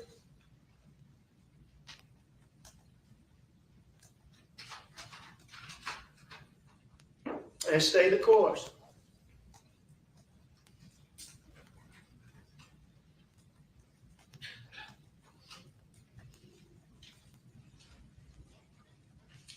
I love you so much. And I am so proud of you.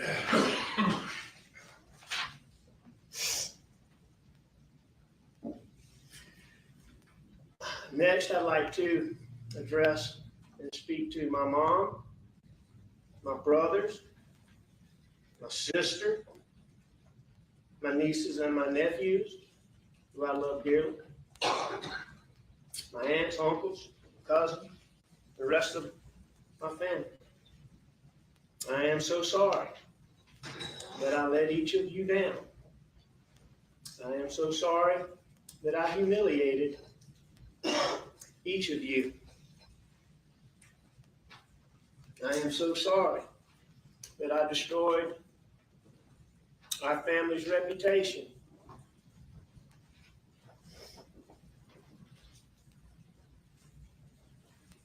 With these terrible things that I have done. I am so sorry that my actions that I'm pleading guilty to here today somehow made people on social media and in the media think that it's okay to falsely attack two of the three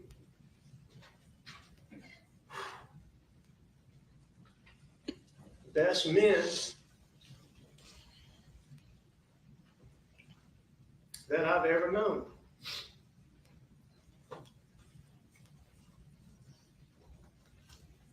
And that's my father and my grandfather.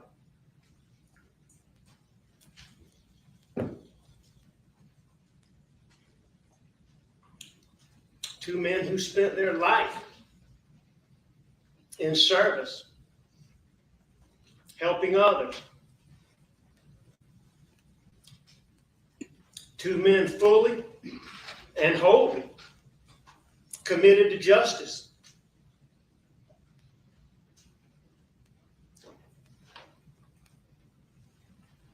Two men who were most honest and most decent. And if they were here today Two men that would be devastated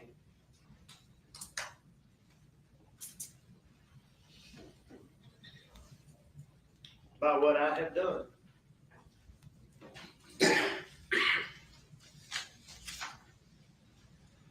And you know that. And you know that.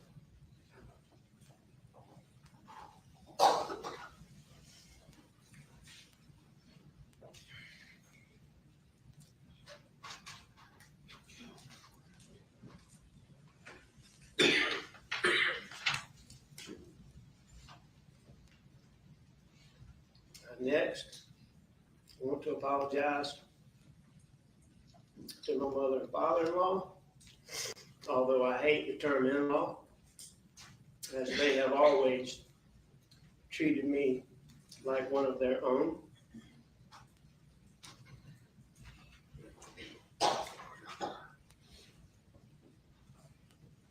Also to my sister-in-law, Mag's sister, Marion, her husband, my brother-in-law, my nieces, who I adore.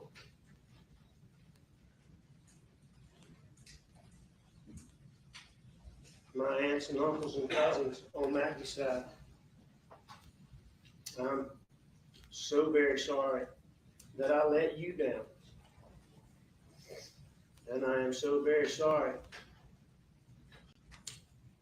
that I humiliated you. And I am so very sorry. And I had Buster, back to this, that I have negatively affected Max and Pawpaw's memory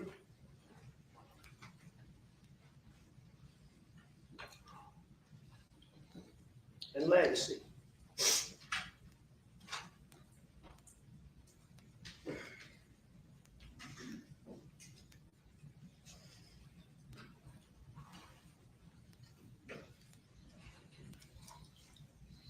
I also apologize because I know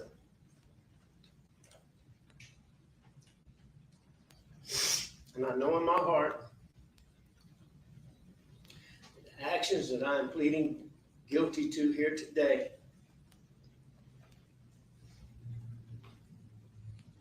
and the stress from all of that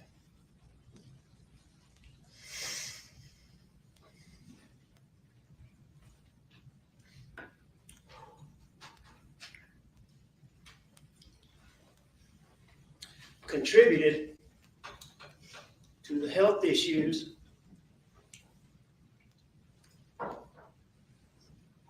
of the third of the three best men that I know.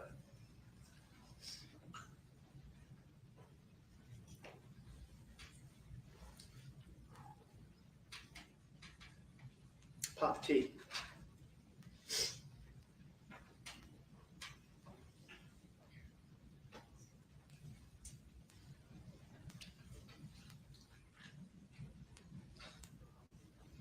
I think about it every day,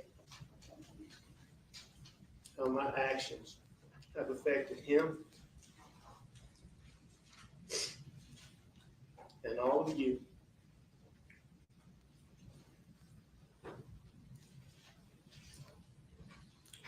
And it eats a hole in me. Next, and I'm sorry this is taking longer than I had anticipated. Next is my brother Randy.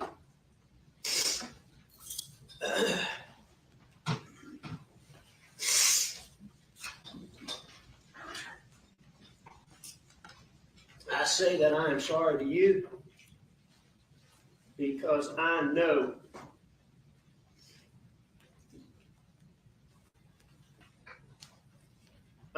for a fact.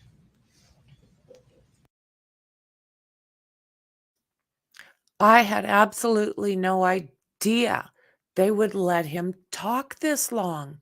I'm really shocked. I really, really am.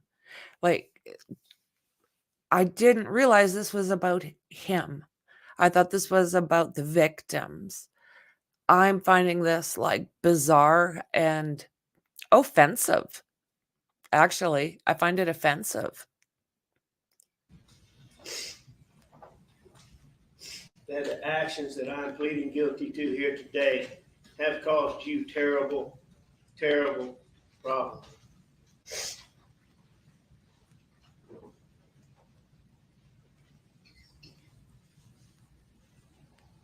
I am so sorry that my actions alone have caused you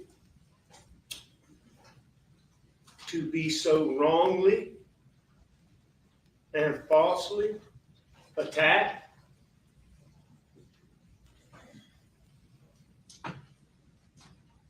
And that my actions have caused your integrity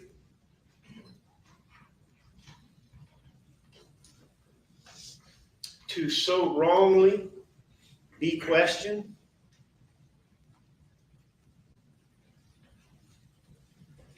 Because I know, and those who know you know, that you are, without a doubt, one of the most honest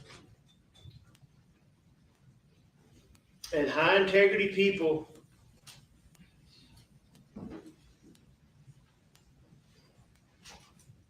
that's ever walked this earth.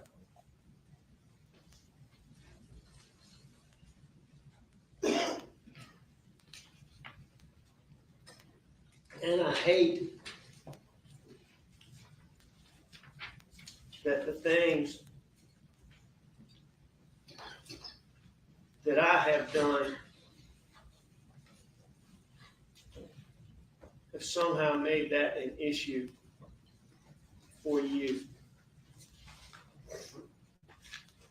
I will challenge any negative-minded person as it pertains to Randy to go and find one single person,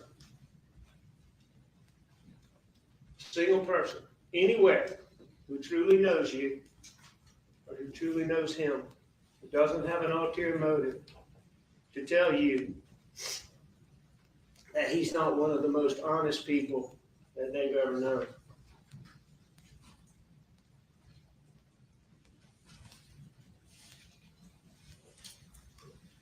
And I am so sorry that I went to such lengths to hide my addiction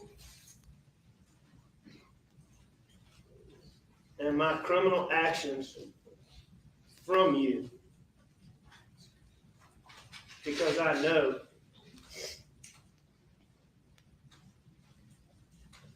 that you would have helped me before things got so out of control.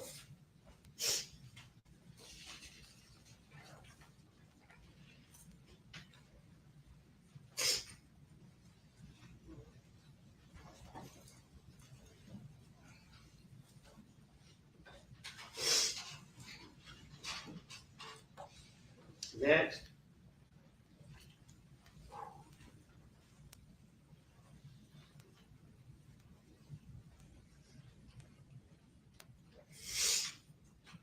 I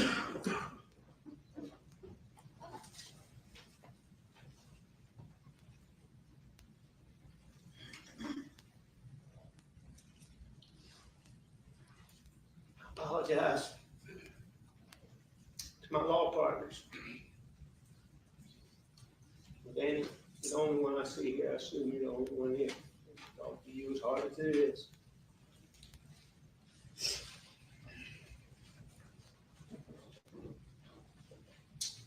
I am so sorry that I have caused so much trouble for people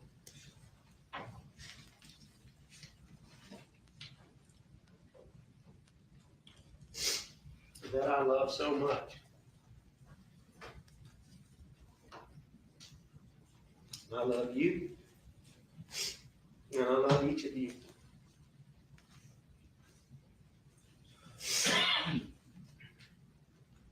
I'm sorry I let you down. I'm sorry that I humiliated each of you. I'm sorry that I caused you to have to go through what you've been through. I'm sorry that I destroyed our law firm, a law firm that you know, that I dearly love.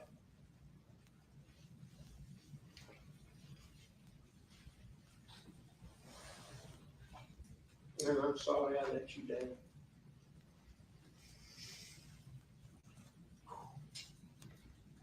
I'm sorry that I've caused each of you to be questioned.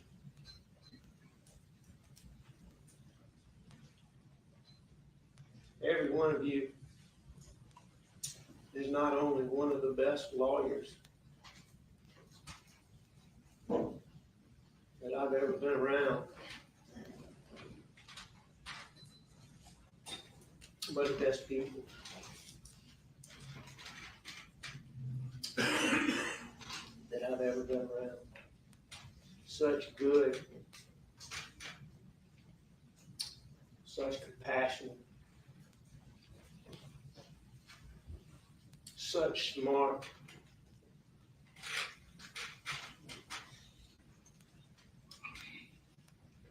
such giving,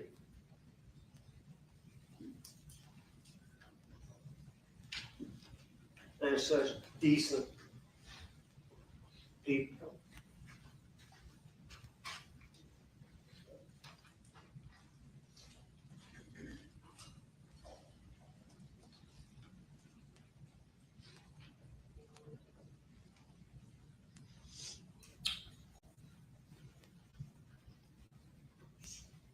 And I, again, am so sorry that I went to such great lengths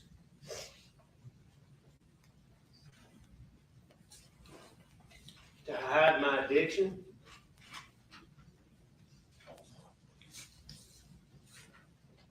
and to hide my criminal acts from each of you.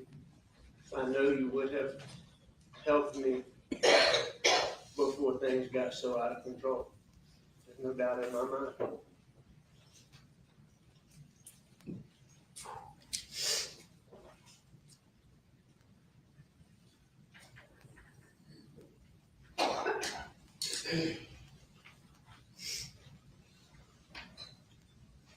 I said, Johnny,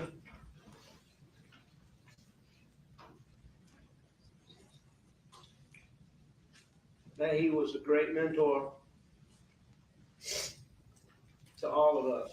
I learned so many good things from him.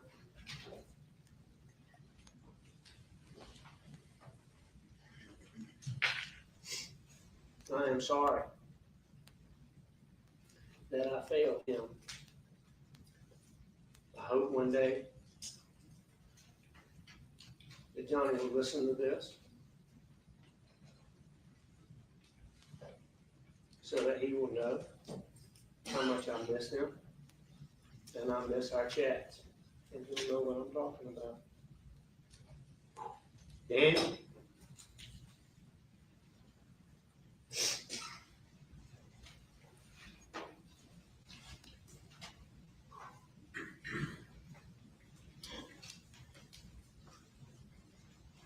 they don't make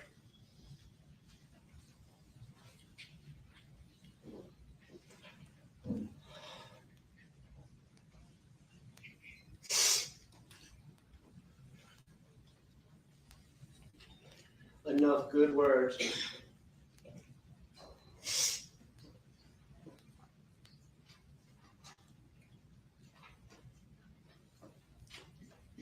for me to accurately depict how I feel about you.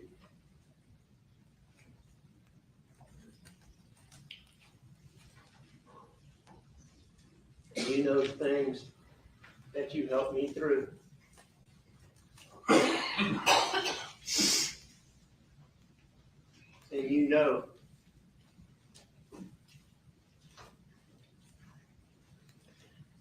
how you helped Maggie.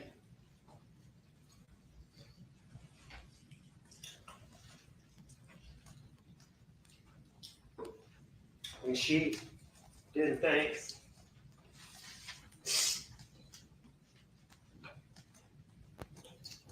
she had anywhere else to turn. Concerning her son.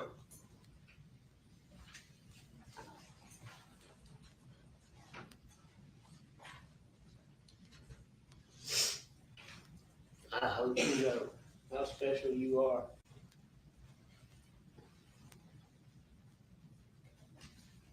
To me, especially.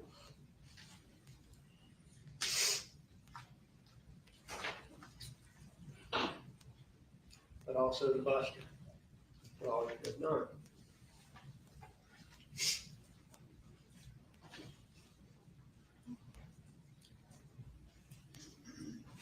And I mean it when I tell you that it hurts me so much to know that I have disappointed you. And I know that that is an understatement.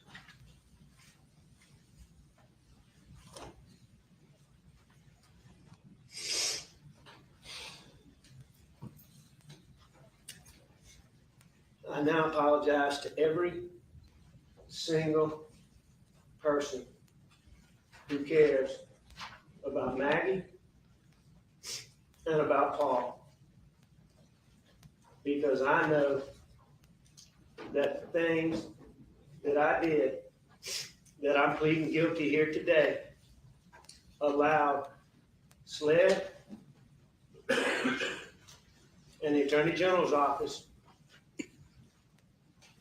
to focus on me and not to pursue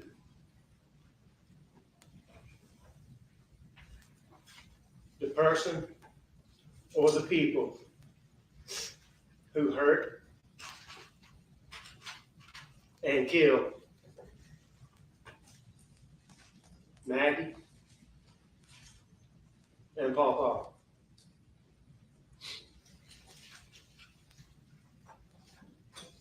And I am so sorry for that. To each one of you, and to those who might be listening, who are not here, I want to reiterate again just how sorry I am. I want to try to make sure to look at each one of you right now, so that hopefully when you leave here, you will know and believe that I was sincere in my hopes that you understand how much I care about you and how sorry I am for the things that I have done.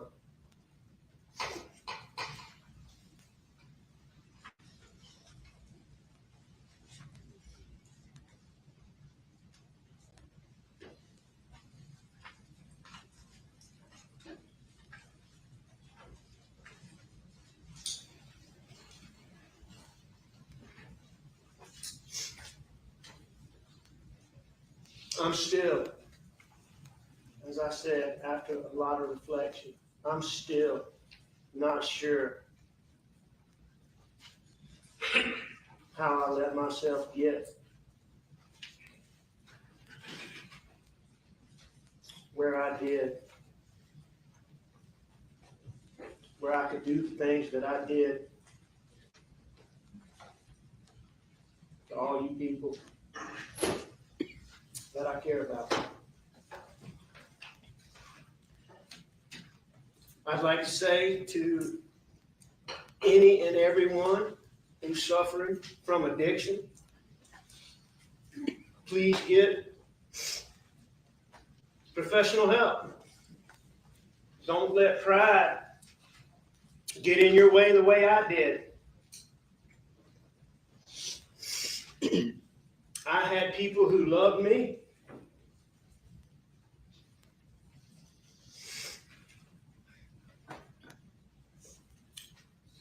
who tried to help me.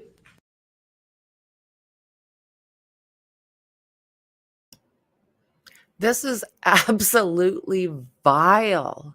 Oh my God.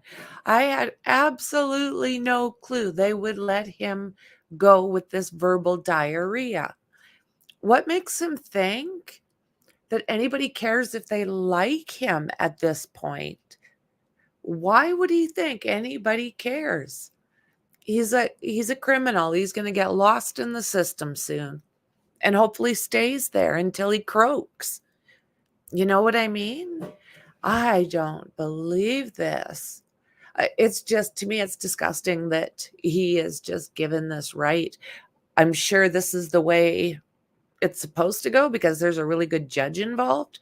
But oh my God, blah, blah, blah, blah, blah.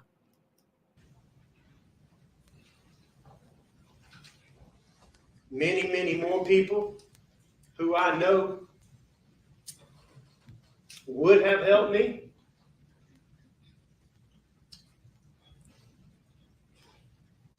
I had resources. I had access to more resources. And I still couldn't beat it. I tried many, many times. It's just too hard. I say, please get professional help. I'm very proud, as I stand here today, to be 812 days clean. But I didn't do it soon enough. Please get help now. There are so many wonderful facilities out there with professional people who care and who do wonderful, wonderful work. I would like to say a special thank you to the people at Evolve Recovery Rehabilitation Center and at Sunrise Detox for all the wonderful care that they gave me. Every single day, I utilize the processes that they taught me, and I use the tools that they gave me in hopes that tomorrow I can add another day to my total. Lastly, I want to thank the men and women who have sent me letters, emails, and given messages to my attorneys with genuine messages of support. They mean more to me than you could possibly know, and I appreciate it.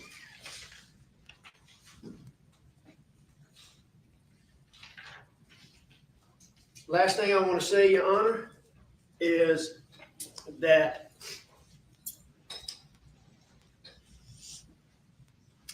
I am fully committed to trying to be a better person.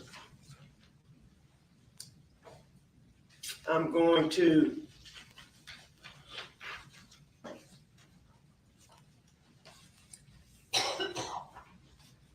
do as much good as possible and help as many people as I can while I'm incarcerated.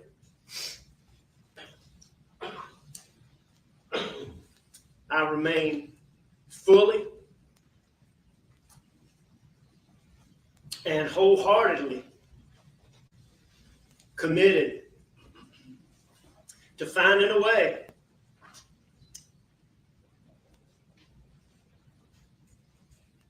to somehow make those who love me proud again in some small way.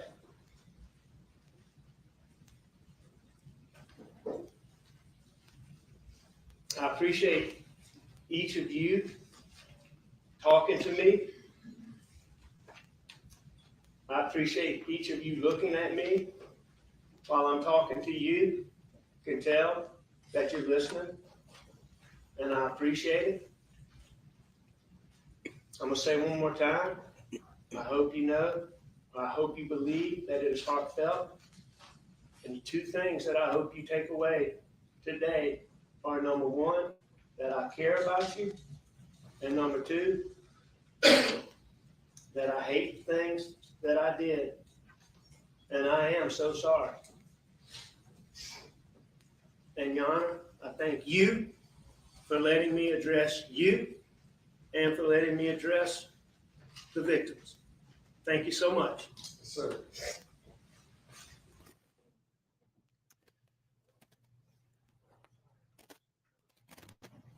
We're going to take a break now for 45 minutes. It's for a 45-minute lunch, and we'll be back at 2:47, thereabouts.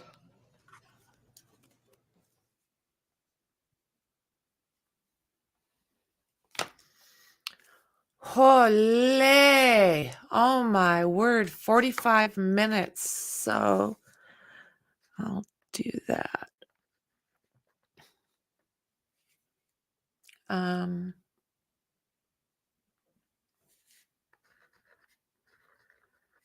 Okay. So I am going to bounce, and I'll come back and do a stream on this at just a little before 1 o'clock my time. So about 45 minutes, 40 minutes probably. And yeah, we'll see what the judge has to say. So I'm going to bump up the Richard Allen documents. Save me, Carrie. Save me, Obi-Wan Kenobi. That's awesome.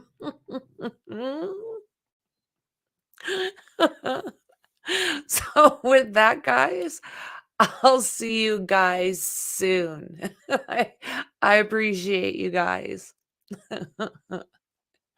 Bye.